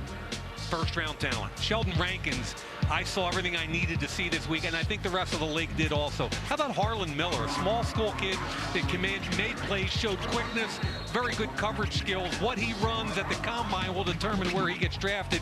And Jonathan Jones from Auburn covered people both press and off. And we already talked about Deion Jones from LSU. Deion Jones at 219 pounds was everywhere this week, and I think all 5 of those kids made some money. As you see, Brandon Allen Allen back at quarterback here as well. The Arkansas QB with a play fake, and he's going to load up and throw deep down the right sideline and overshoots Baylor's Jay Lee. Daniel Jeremiah, what about you down at the sideline? Who's making money here? Well, I like Harlan Miller, the one that Mike mentioned there from Southeast Louisiana, the corner. I thought he's had a very nice week. I think he's definitely made himself some money. You know, guys, the one position group, though, where I don't know that we've seen anybody make any money is wide receiver. Last 2 years in the draft have been absolutely loaded with wideouts. We saw some good ones here in this game last year. This year, it seems like that's the position, the depth, the overall talent a little bit lower than normal. A couple things. We just saw Eric Murray, the corner from Minnesota, who was handsy all week, get called for a pass interference penalty. But beyond that, I thought that the little wideout from Minnesota had a nice week. And DJ, I'm with you. I mean, there wasn't big-time wideout play here, but KJ May was a late act. Yes. And he kind of came in and ran the routes that Sterling Shepard was supposed to run and ran them really well, and I think he opened some eyes. And the Jacksonville Jaguars staff confirmed that with me in pregame. And when he got added to the roster, former Minnesota coach Glenn Mason texted me and said, watch him. Got a flea flicker. Watch this. Allen's going to tuck it and run. Didn't have anything downfield, but he's able to slide across the 40 for a first down. Charles, just to kind of piggyback what you were saying about the Minnesota wide receiver, look, he's somebody who I went and watched him last week. I went and watched him against Ohio State, against a secondary that is littered with draft prospects. And at the end of that tape, I said one of two things. I'm either way too high on these Ohio State guys. This Minnesota kid's pretty good. Yeah, I think I think it's both. I think the Ohio State guys are really good, and I think the Minnesota kid is better than people think. And we just saw an example of the Ohio State kid player, Tyvis Powell, take away the flea flicker because he took away the route that was deep, made him run, tuck the ball and run it. They're going to make it 1st and 20. Got Drango there for holding, so back it up 10 and wipe out the Brandon Allen carry. He made something out of nothing there as he didn't have the flea flicker downfield. There's a pass over the middle and a completion to Glenn Gronkowski. More on him in a second. Brother of Rob Gronkowski. Alex? Yeah, before we get to the Gronk, baby Gronk, if you will, just finishing up on KJ May. I don't know if you guys know that he went to high school 6 blocks away from the stadium, actually played high school ball right here with Phil Savage, not with Phil Savage, but at the same high school that Phil went to. And Phil said there was a perception that he was invited just because of that. It was proved otherwise. Here's Gronkowski for you, Alex, with the entire Gronk family, yes, including Rob, in the building today. He gets that one from Allen and takes it across midfield to the 42-yard line, a gain of 34.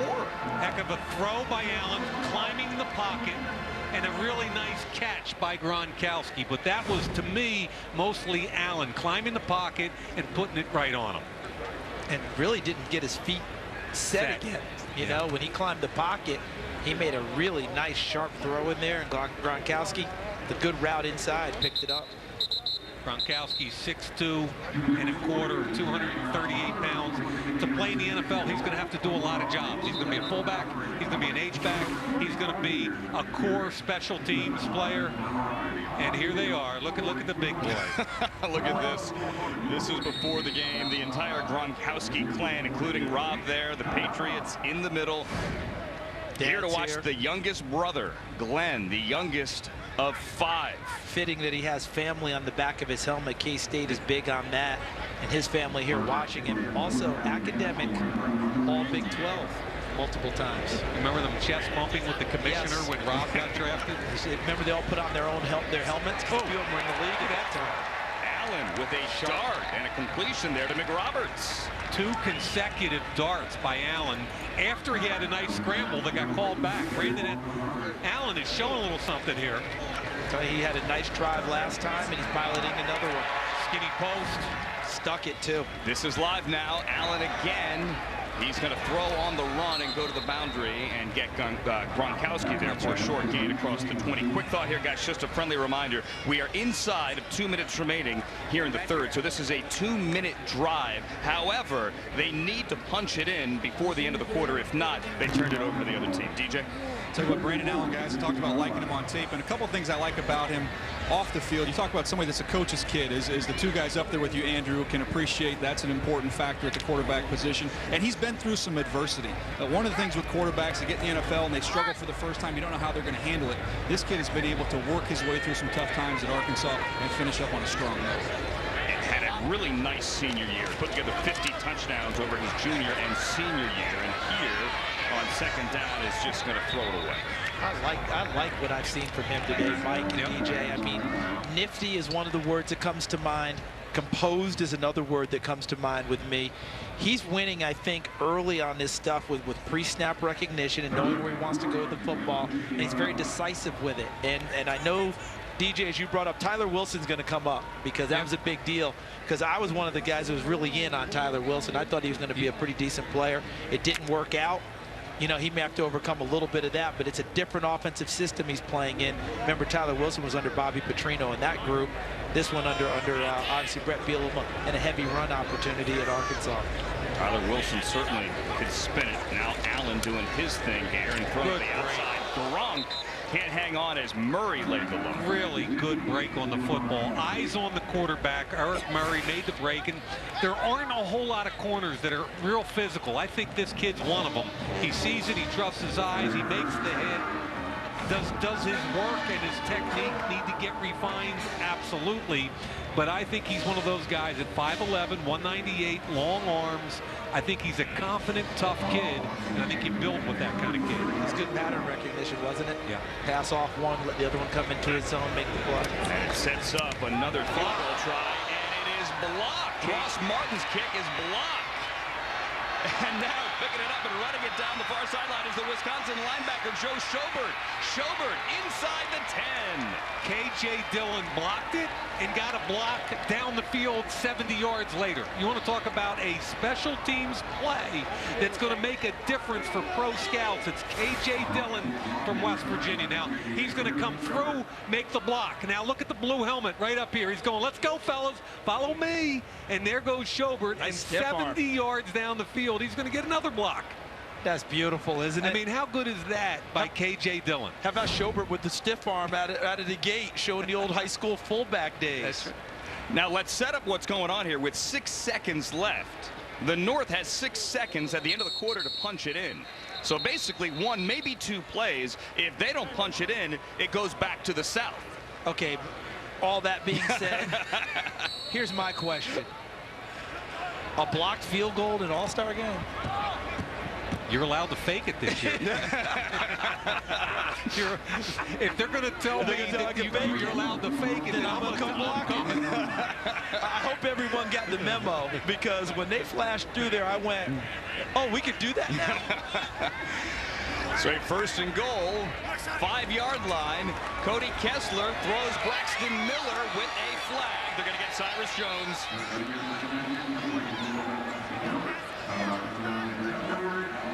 It's a helpless feeling when your back's to the quarterback in the end zone and you don't know where the football is. Pass interference. Defense, number 5. The foul occurred in the end zone. The ball would be placed at the 1-yard. And the receiver's coming back towards you. It's a bad feeling all the way around. And more times than not, it ends up coming back and haunting you. Now, he's got good coverage, but if he doesn't get his head around, you don't have to, by rule, get your head around. But it's an easy. But it leads to bad things. If you're a wide receiver, that's what you want to do. You want to jump back into the receiver and force a call. That was really well played there by Braxton Miller, a guy who's learning to play receiver. Yep. But that's a play that a good receiver will make, just what Mike just pointed out. Go back into the defensive back and force the flag. Loved how Jones had his hands up. Wasn't me. Of course not. Yes, it was. So this is the final play of the quarter here, and a pre-snap whistle. 2 seconds remaining. So 1 play. Jason Garrett's not taking the points. He's going for it, but not before a North timeout. 30-second. He was on the field 20 yards looking for the timeout. Spent a lot of time on the field today. Also was on the field to signal the Kessler touchdown earlier. I think he may go in the huddle on the field and call the next play. I think Jason's going to make sure this one is right. Quarterback at Princeton into the NFL. He certainly knows his way around a huddle here. 2 seconds left. His Cowboy staff, as we said earlier, coaching up the East-West Shrine game for the first time since the early 60s. And there was a real buzz amongst the scouting community at what a job these guys did with practice. They hadn't been here since '65. They had an upbeat practice. They had these competition drills at the end of each major drill that pitted one-on-one activities with the entire team watching. And it's stuff that I just love. Now, here it is. One-on-one. Kwiatkowski jams Panuku back into the quarterback. That's a defensive win. They would do a 3-play series. That's an offensive win by I call him Krager Coble. Yeah, I call him Deuce because he has 2 last names. But look at the whole team going nuts, and it's a way to galvanize everybody. Jason Garrett's staff, and here the final play of the quarter is an incompletion back of the end zone. Kessler trying to get Braxton Miller. Did Kafusi get a piece of that? I think he may have, and I love that you just brought up that competition Alex talked about at the beginning of the show, and then you were able to tie it together there. Yeah, I think he may have gotten a piece, Mike. Miller was open. End of 3.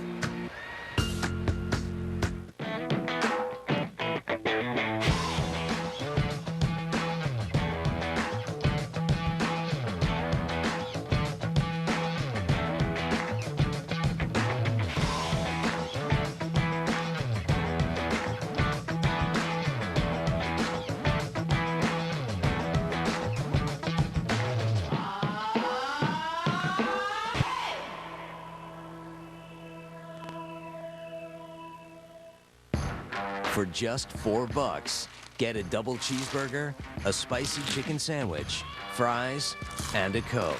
It's the heavyweight champion of deals. The $4 Real Deal, only at Hardee's and Carl's Jr.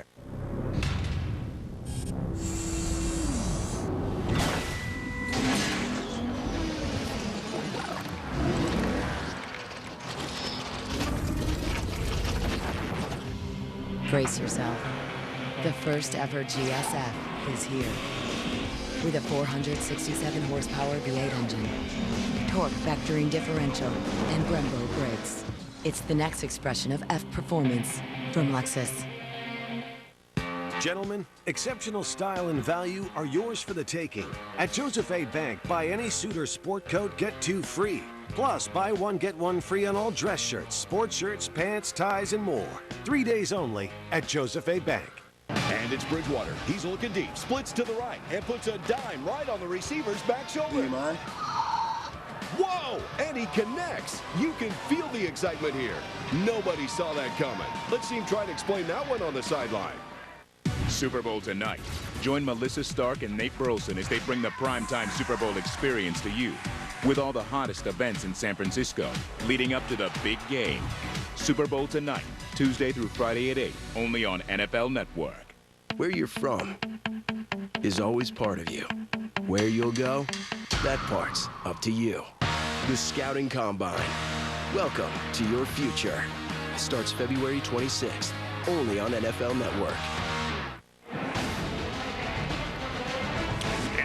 Reese's Senior Bowl. This is kind of cool. Jason Garrett and his Cowboys staff coaching up the North, and they took the big team photo at the half. The score is 20-10. The South on top of the North. Mike Mayock, Charles Davis, Andrew Siciliano, and Jason Garrett joining us live on the sideline. Coach, what do you think so far? Oh, I think it's been a great week for us, and I've really enjoyed being a part of this ball game. Guys have responded well. We had a big challenge, down a couple of scores at halftime, but I think our guys are bouncing back. Coach, I feel like we're at the World Series and we're talking to Tony La Russa. This is pretty kind of cool, you know. Now, not to put you on the spot, but you're picking number 4, and you got a good-looking quarterback walking around there from North Dakota State. Give me a couple of, how about an overview? Well, we've enjoyed working with all those quarterbacks this week. If you look at the group that we had, all very accomplished players in college, started a lot of games and won a lot of games. And, you know as well as I do, it's a quick week.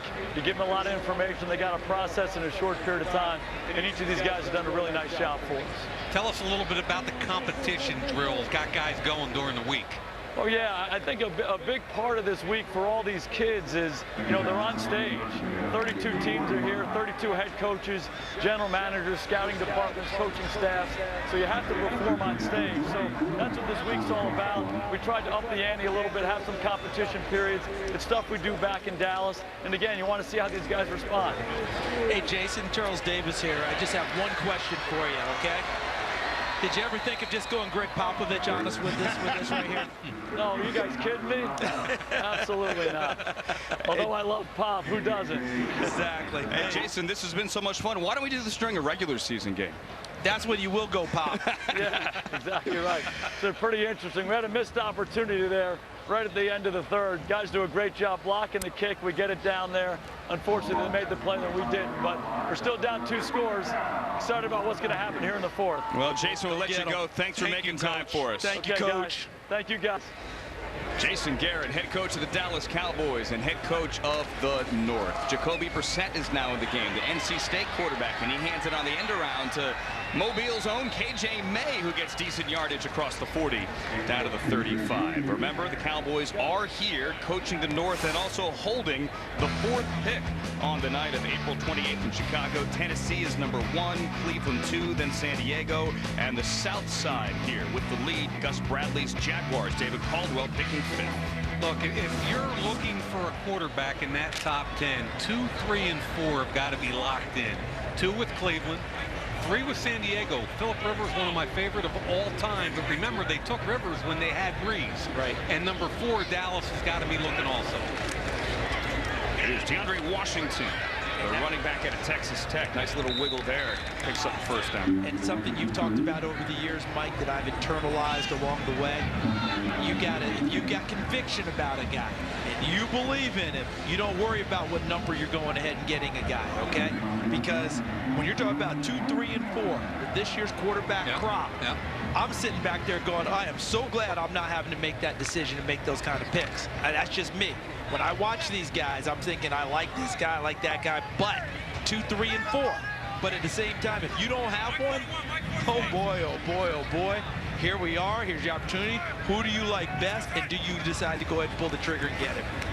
You like Jacoby Brissett? He's going to dump it down to his TCU running back, Aaron Green, who had a touchdown earlier. That's KJ Dillon, who just made the block, making a tackle in the open field. But to continue that conversation, 2, 3, and 4 sounds rich, and a lot of people say, yeah, I don't know if the quarterback, but I look at Dallas, for instance, at number 4, and as much as you love Tony Romo, but 3 years in a row, he hasn't been able to play 16 games. He's 36 years old. At what point? You're not going to be drafting that high again.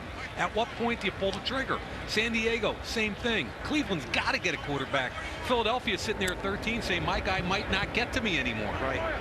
So there could be some movement. We were having a conversation as we see Brissett on 2nd and 12, throw complete, and a first down for Lee at the 23. Daniel Jeremiah, we were talking this week. If you like the guy, you got to rip it. You got to turn in the card. Yeah, no question. When you look at the Dallas Cowboys specifically, guys, I'll leave it up to you 3 up in the booth to tell me all the great quarterbacks between Troy Aikman and Tony Romo that they had in Dallas. Now you're sitting up here picking in the top 5. You've got a chance to get that next guy whenever Tony Romo is done and not go through the Chad Hutchinson years, as exciting as those were. No, the league is such a quarterback-centric league. There aren't 12 franchise quarterbacks in the whole league. If you can draft one, you have to. You didn't mention Quincy Carter, DJ. Did not. I had it in my hip pocket. Okay. Wait a second. Look out. Sheldon Day gets around the end. Sheldon Day, the defensive lineman out of Notre Dame, another one of those D linemen that had a really, really good week, a second-team All-American. He's 6 feet, half an inch, 285 pounds. He's almost the exact same size as Aaron Donald. Now, he's playing out of position here, but you can see the get off an explosion to get around LaRaven Clark, get to the quarterback. I thought he had a really good first quarter also, but his natural position's inside. And remember, Aaron Donald's paved the way for that kind of play. It's a loss of 6. Now the flip to the outside in Washington. Nice move there to get by Fackrell with the flag, maybe a gain of 2. But even on that misdirection, guys, how fast do these defensive players react and close and get there? Yeah, Fackrell did a really nice job getting there, forcing it back inside, and Faneca cleaned it up. Offsides. Defense, number 98. 5-yard penalty remains. You know, guys, one cool thing about this week with the Dallas Cowboys coaching this game is that we've seen Rod Marinelli coach these defensive linemen and get after them. And kind of talking to some of the personnel department with the Cowboys, they said one of the valuable things about this week is you can have somebody tell you a kid can take tough coaching. Well, this week they found out for sure.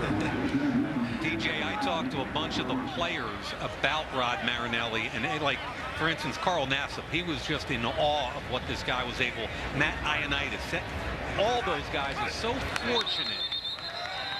Here's what I know about Rod Marinelli. When you put tape on anybody that he coaches, any team he coaches, they fly to the football. And he introduced them to the concept of a loaf. And that has nothing to do with bread. Explain a loaf, Mike. Offsides there, by the way. According to Rod Marinelli, you watch tape together as a defensive team. And the worst thing that can happen to you is to get called out in front of your compatriots as a loaf. And a loaf is defined as not running 100% to the ball all over the field. Number 2, if anybody on your team catches and passes you, that's a loaf. Number 3, a change in any kind of direction where you're not going quite as fast, that's a loaf. I mean, he's got all these definitions. It was fun to listen to these kids. Kenyon Drake never won for loafing here. Carries straight up the middle, and that's a first down for the Alabama running back to the 12. So that ties into anytime you hear a coaching staff say, you get what you demand, right? You get what you demand and what you emphasize in coaching. And if you stay with that, you will ultimately get it. Rod Marinelli's going to get it, or you will be gone. It's really that simple. And that's why his teams have always been very good on defense, and the guys that have played for him have been Hall of Fame caliber guys who swear by him. Said before the game he could form opinions during the week, but truly today was the test. Drake there, 7 for the first down. Now Brissett on the bootleg. Brissett to Dan Vitale, the running back out of Notre Dame, or Northwestern, beg your pardon, hit hard by Murray inside the 5. And that's who Vitale is. He's going to knock heads with linebackers and defensive ends 98% of the time. And then every once in a while they're going to take them and slide them out opposite on bootleg, flip it to him. Good job by Brissett. Easy catch. That's who he is. And Brissett's doing a nice job. And DJ talked about him earlier, and he's a guy with all the physical traits you want in a quarterback. He's big, strong, big arm. I just think Brissett needs some more snaps. I thought that was good patience by him, too, to make sure his Vitale cleared before he gave him the football. Now the 2nd and 1. Jacoby Brissett, the Florida transfer, moves out to the left, pump fake, and then throws it away over the head of McRoberts. Good pressure again up front, forcing him out of the pocket. Matt Ioannidis, as usual. You can see the coverage up here. Look at that. He wants a quick look. It's flat-footed reads by both the corner and the safety. Nowhere to go with the football. Ioannidis pushes the pocket, forces him out, and the throwaway. Matt Ioannidis, another one of those Temple defenders that had a really good week in practice. He made some money, Joe. Oh, yes, he did.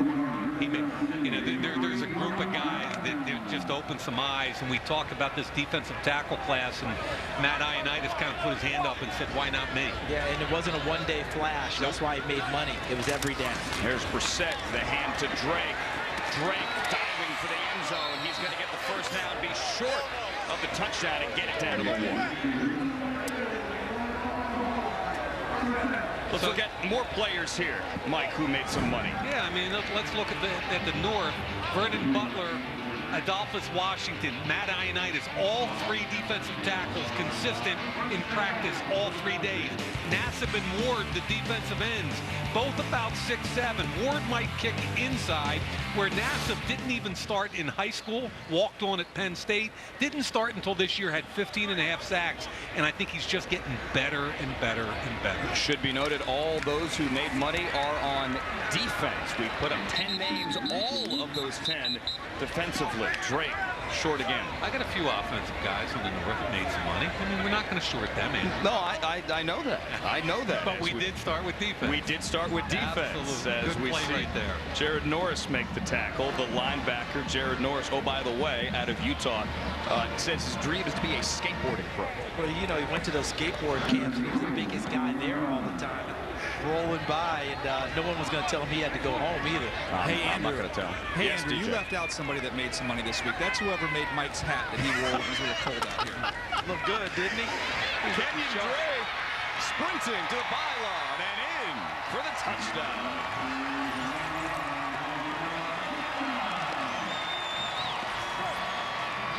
And some nice applause from the Alabama fans here in Mobile.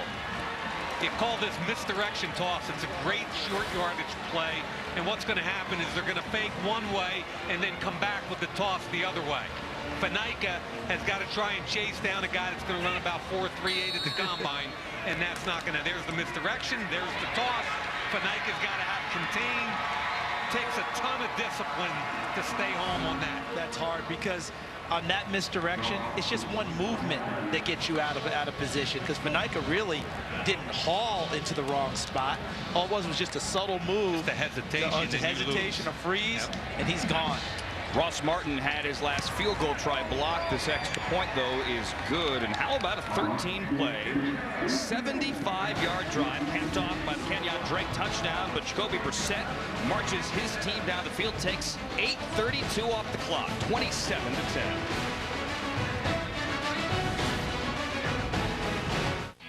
Hershey's Miniatures. We pour them. We pass them. We pick them. Delicious fun for everyone. Hershey's Miniatures are mine, yours, our chocolate. I built my business with passion, but I keep it growing by making every dollar count.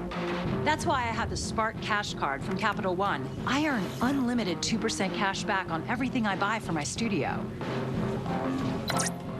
And that unlimited 2% cash back from Spark means thousands of dollars each year going back into my business. And that's huge for my bottom line. What's in your wallet? Performance reimagined. Style reinvented. Sophistication redefined. Introducing the all-new Lexus RX and RX Hybrid. Agile handling, available 12.3-inch navigation screen, and panorama glass roof. Never has luxury been this expressive. This is the pursuit of perfection. For just $4, get a double cheeseburger, a spicy chicken sandwich, fries, and a Coke. It's the heavyweight champion of deals. The $4 Real Deal, only at Hardee's and Carl's Jr.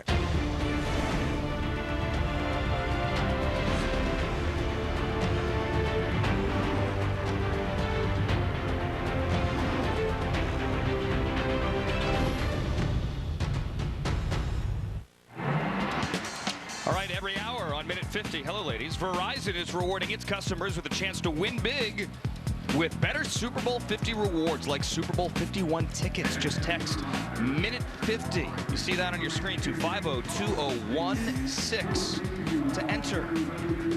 The Saints helping us out down on the field today. The New Orleans Saints cheerleaders here for the 2016 Reese's Senior Bowl. 6:28 remaining in the fourth quarter. Daniel Jeremiah, Alex Flanagan on the sideline. Mike Mapp, Charles Davis up here in the booth. I'm Andrew Siciliano. Thank you so much for joining us today on a beautiful day in Mobile. That is Tyler Irvin from San Jose State. Back to return this kick after Kenyon Drake from Alabama ran one in. Short kick. Irvin's going to take it on the run.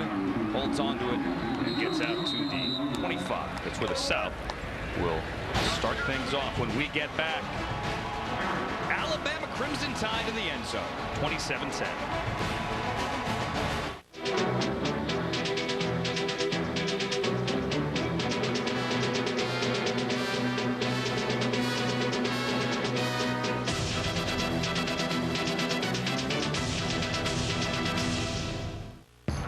For just $4, get a double cheeseburger, a spicy chicken sandwich, fries, and a Coke.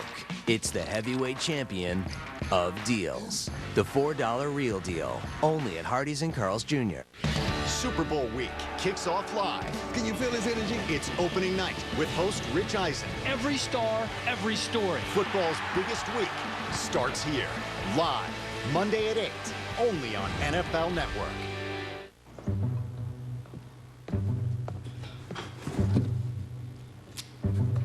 Dear Kim and David, here's a little something for our new granddaughter. Congratulations. Love, Cheryl and Ron.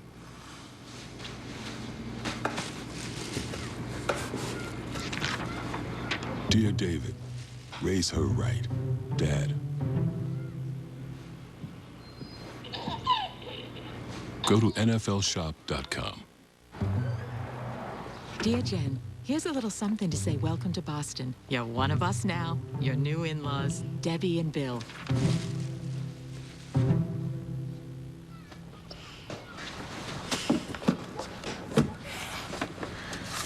Dear Jenny, stay strong.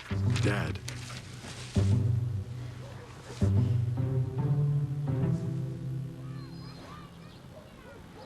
Go to NFLshop.com.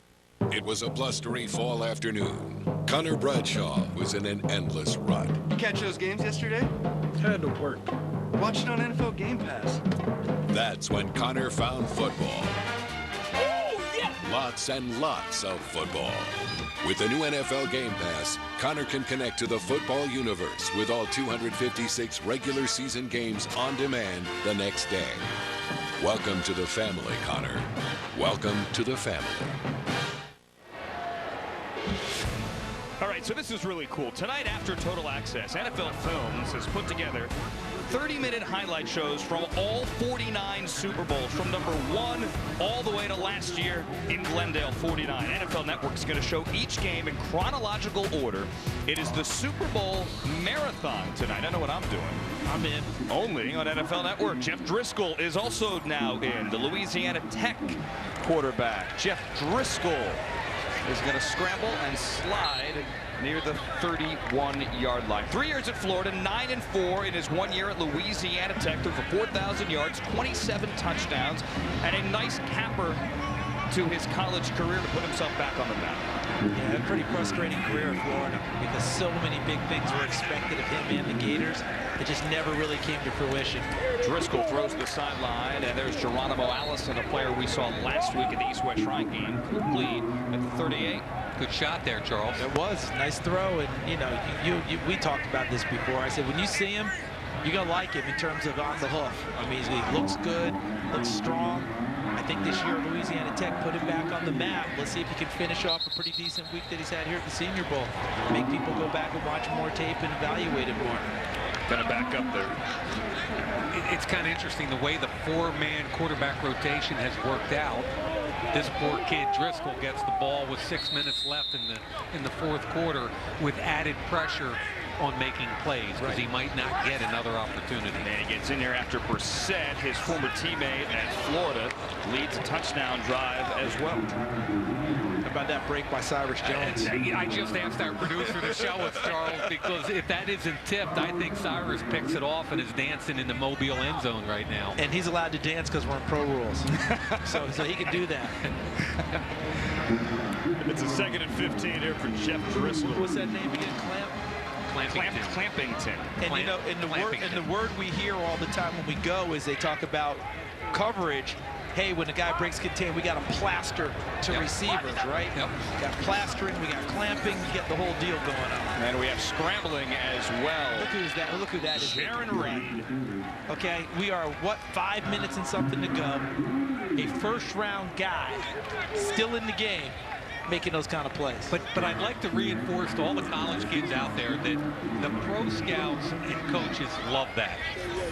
Why Connor Cook isn't here, I have no idea. There are opportunities for these kids. Smart ones take advantage of them. And more time for guys like Driscoll, who there on 3rd down hits Irvin. He's going to be about a yard shy of the 1st down. It's going to bring up 4th and short. That's a nice play, but do you know who made the tackle on that play? Jaron Reed. The defensive tackle, rush the passer, sees the ball thrown, goes back, chasing the football, and makes the play downfield. He's great against the run. He's stout as can be, but he's got a great motor, and he can also have the quickness to push the pocket. He's a first-round player all day long. And he is here when many thought he wouldn't. On 4th and short, they're going to go for it, and I don't think Irvin has it. He does not. Go ahead and say it. Over on down. Go ahead and say it. You say it. No, you say it. Say it with me, guys. I want you to say it, Charles. Sharon Reed. Again, a one-man wrecking crew on this drive for the South in there. And Jake Gaines on 4th down. Being a rookie sucks. Being a rookie sucks more with Jolly Rancher. Dance, girly man! Dance! I'm a little teapot, short. Keep on sucking. Guys, to celebrate Super Bowl 50, I'm rewarding fans with a special offer. Order a large pizza and get a second large pizza for 50 cents. 50 cents? That's pocket change.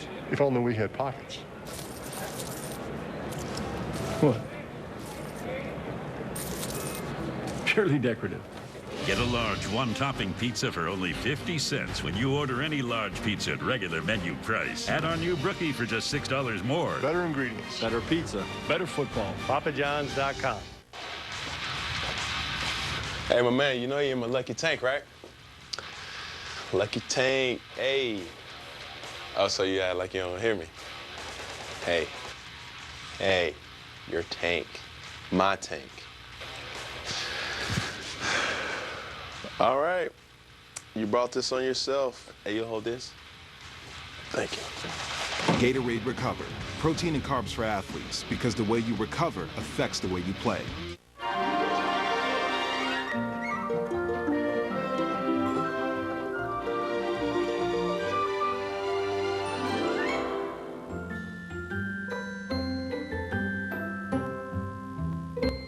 NFL Honors, hosted by Conan O'Brien. The biggest names in sports and entertainment come together to celebrate the NFL's best. Very happy to take this one home. NFL Honors, the night before Super Bowl 50 on CBS. 4:16 remaining here in the 2016 edition of the Reese's Senior Bowl at Ladd-Peebles Stadium in Mobile, Alabama. South on top of the North, 27-10. Mike Mayock, Charles Davis, Alex Flanagan, Daniel Jeremiah. I'm Andrew Siciliano. And gentlemen, I was told this week it's not Mobile. Or rather, it's not Mobile. It's Mobile. Yeah, we knew that. Okay. Just want to make sure. I'm telling all the Yankees out there who might be getting it wrong. That's all. Don't get it wrong. That's what you're telling them. Don't come down here and get it wrong. Exactly. Please do not do that. It was Aaron Green who had the game's first touchdown on a 23-yard carry. They'll make sure you get it right. Beg your pardon, DeAndre Washington. Killebrew makes a tackle there, and I got to tell you, this is a kid that is so strong. Watch him come off the edge. He's got a clip reel, this Killebrew kid from Southern Utah, where I've never seen a safety hit more guys that go backwards in my life. And if you take a look at what he does, now Miles Killebrew, watch guys just bounce off of him. Boom. Okay, that's one. Every tape I put on, this stuff happens. Watch this one. Bang! Ooh! How do you like that one, Charles? Watch this, watch this. And that's after her back has had a 20-yard run. Look at this. Watch it, watch it. You know what's happening. You know it's coming. I mean, every tape I put on, he's got a heavy thud to him. He's one of those guys where everybody just bounces backwards. I was talking with a scout this week, and he talked about watching his tape and said he just sits in the hole a lot of the time, and it's just kind of like, yeah, come to daddy. Because he can't wait to deliver a blow to people, and he tackles with extreme confidence. Adolphus Washington there, tackle for a loss. Alex? Standing by down here with Carson Wentz, who barely got warmed up before he was pulled out of the game, right? Just one quarter. How'd it go? I thought it went all right. You know, it was obviously we didn't score any points, so that's always a bummer. But it was just fun to get out there and get playing, and I'm glad I got to go out right away. Talking about the defenses that have shown up here today, tell me a little bit about the defense that you played against today, because the pass rush was pretty intense at times. Yeah, the pass rush was good. You know, it was just fun. You know, good DBs, a lot of SEC guys over there that can fly around and make some plays. But it was fun to come out here, fun to compete. And unfortunately, I didn't put up any points when I was in. But you know, it is what it is at this point.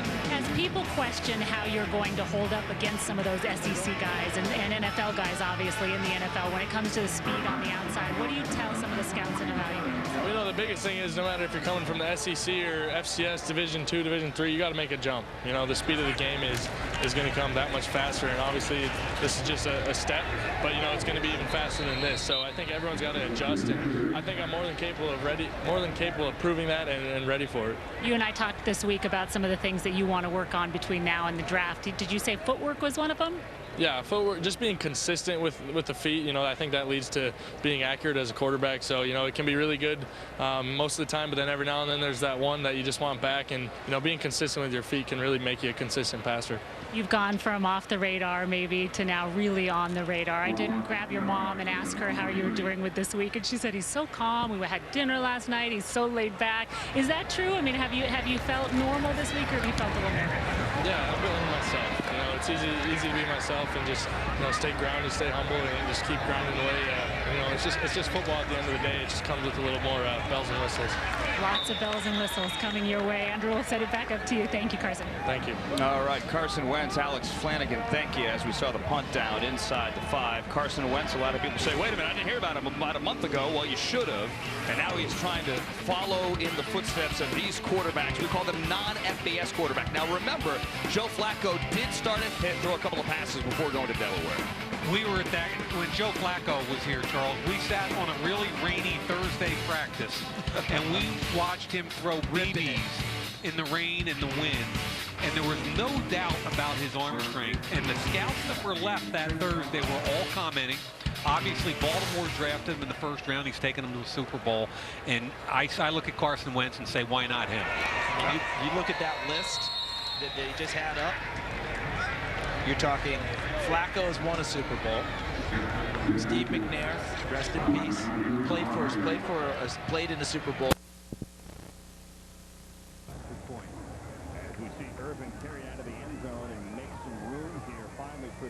Offense, and he actually uses his speed to the outside and picks up a nice first down across the 20-yard line. Previously, we had Louisiana Tech on Louisiana Tech Prime as Driscoll was brought down by Vernon Butler. And what we've seen with this kid is the jump cuts, the quickness. Right there.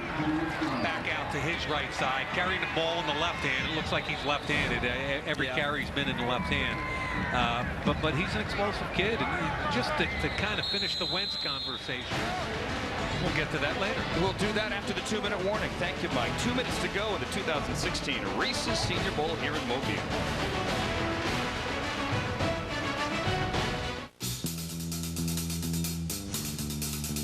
The New York Jets are the world champions. One makes his circus catch in the end zone. He's gone! He's gone! William Curry has scored! Inside the 10, head first, he dives! Good! It's good! Sack! No, he got out of it! I don't know how he did it! The New England Patriots are on to a celebration.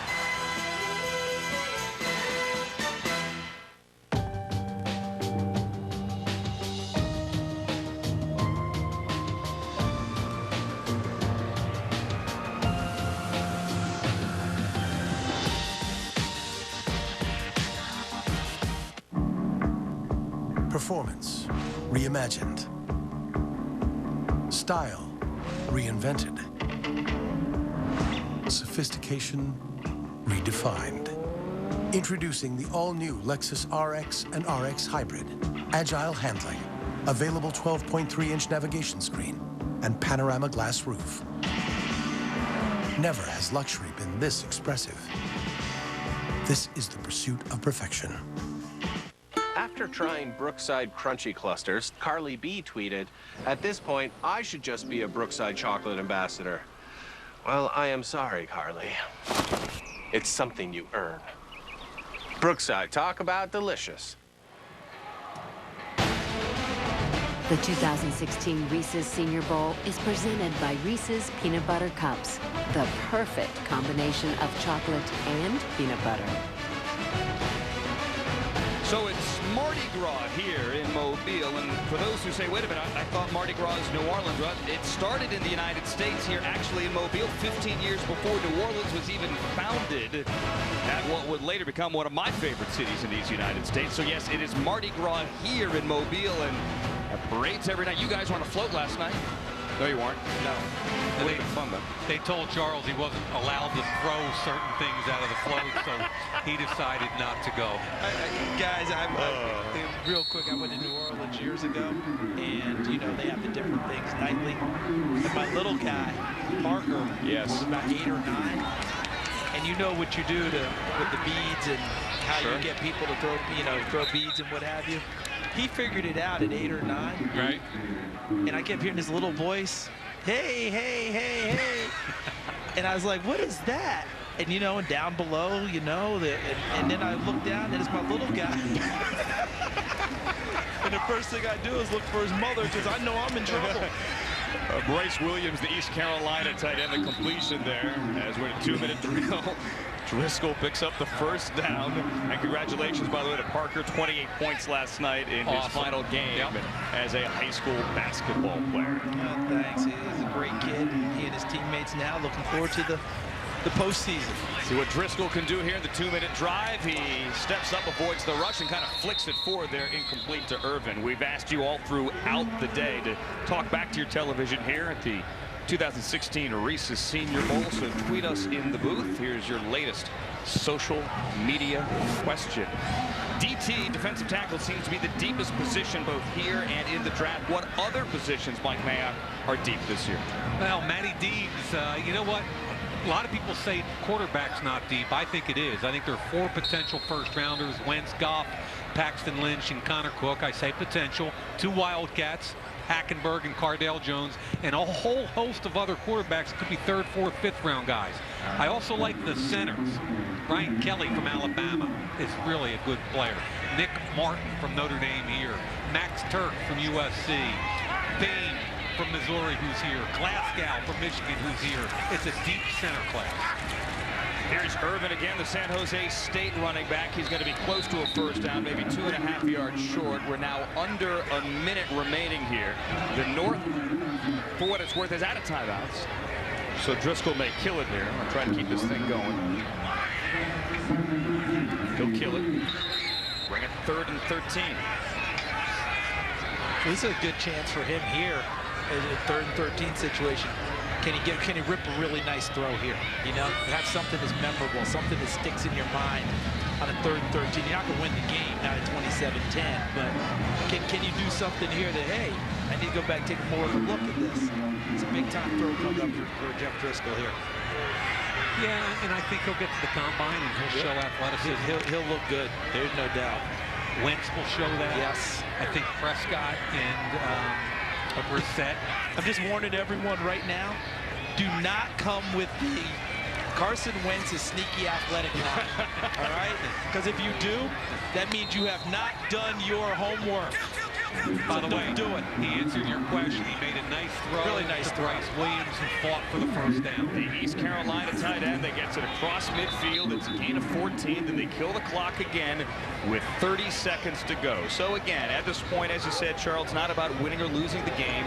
It's about, as we see the Bama contingent here. Wait a minute. On the sideline. 17 doesn't play for Bama. What is that? Huh? That's Jihad Ward. No, that's Kenyon Drake. That's Kenyon Drake. That's the other 17. Oh, the other 17. That was bad by me. That's him. I apologize. That's Kenyon Drake, who had a touchdown earlier. You thought he was just trying to get a photo on? Okay. Oh, wait a minute. Wait a minute. I've been here all week. That was awful. You did not have the Illinois defensive end photobombing there. That's the other 17. Driscoll steps up and gets across the 40 near a first down, runs out of bounds and stops the clock with 23 seconds to go, and they're going to give him the first down. And again, Charles, he's in field goal range just about now. So this is a big drive for the young man who didn't even get into the game until there were about 6.5 minutes left. And that takes, that takes something special too, to have to sit all this time. You're used to being the guy, you're the 4th guy in a game, keeping your mind strong during that time, not feeling like, oh God, I'm embarrassed. I didn't go in earlier. Just going ahead and doing his thing. Well, he has been a guy that has persevered, certainly, and put together a nice year this year at Louisiana Tech. Here's Irvin again, who's done a lot of damage here. Quick fun. These check downs late in the game.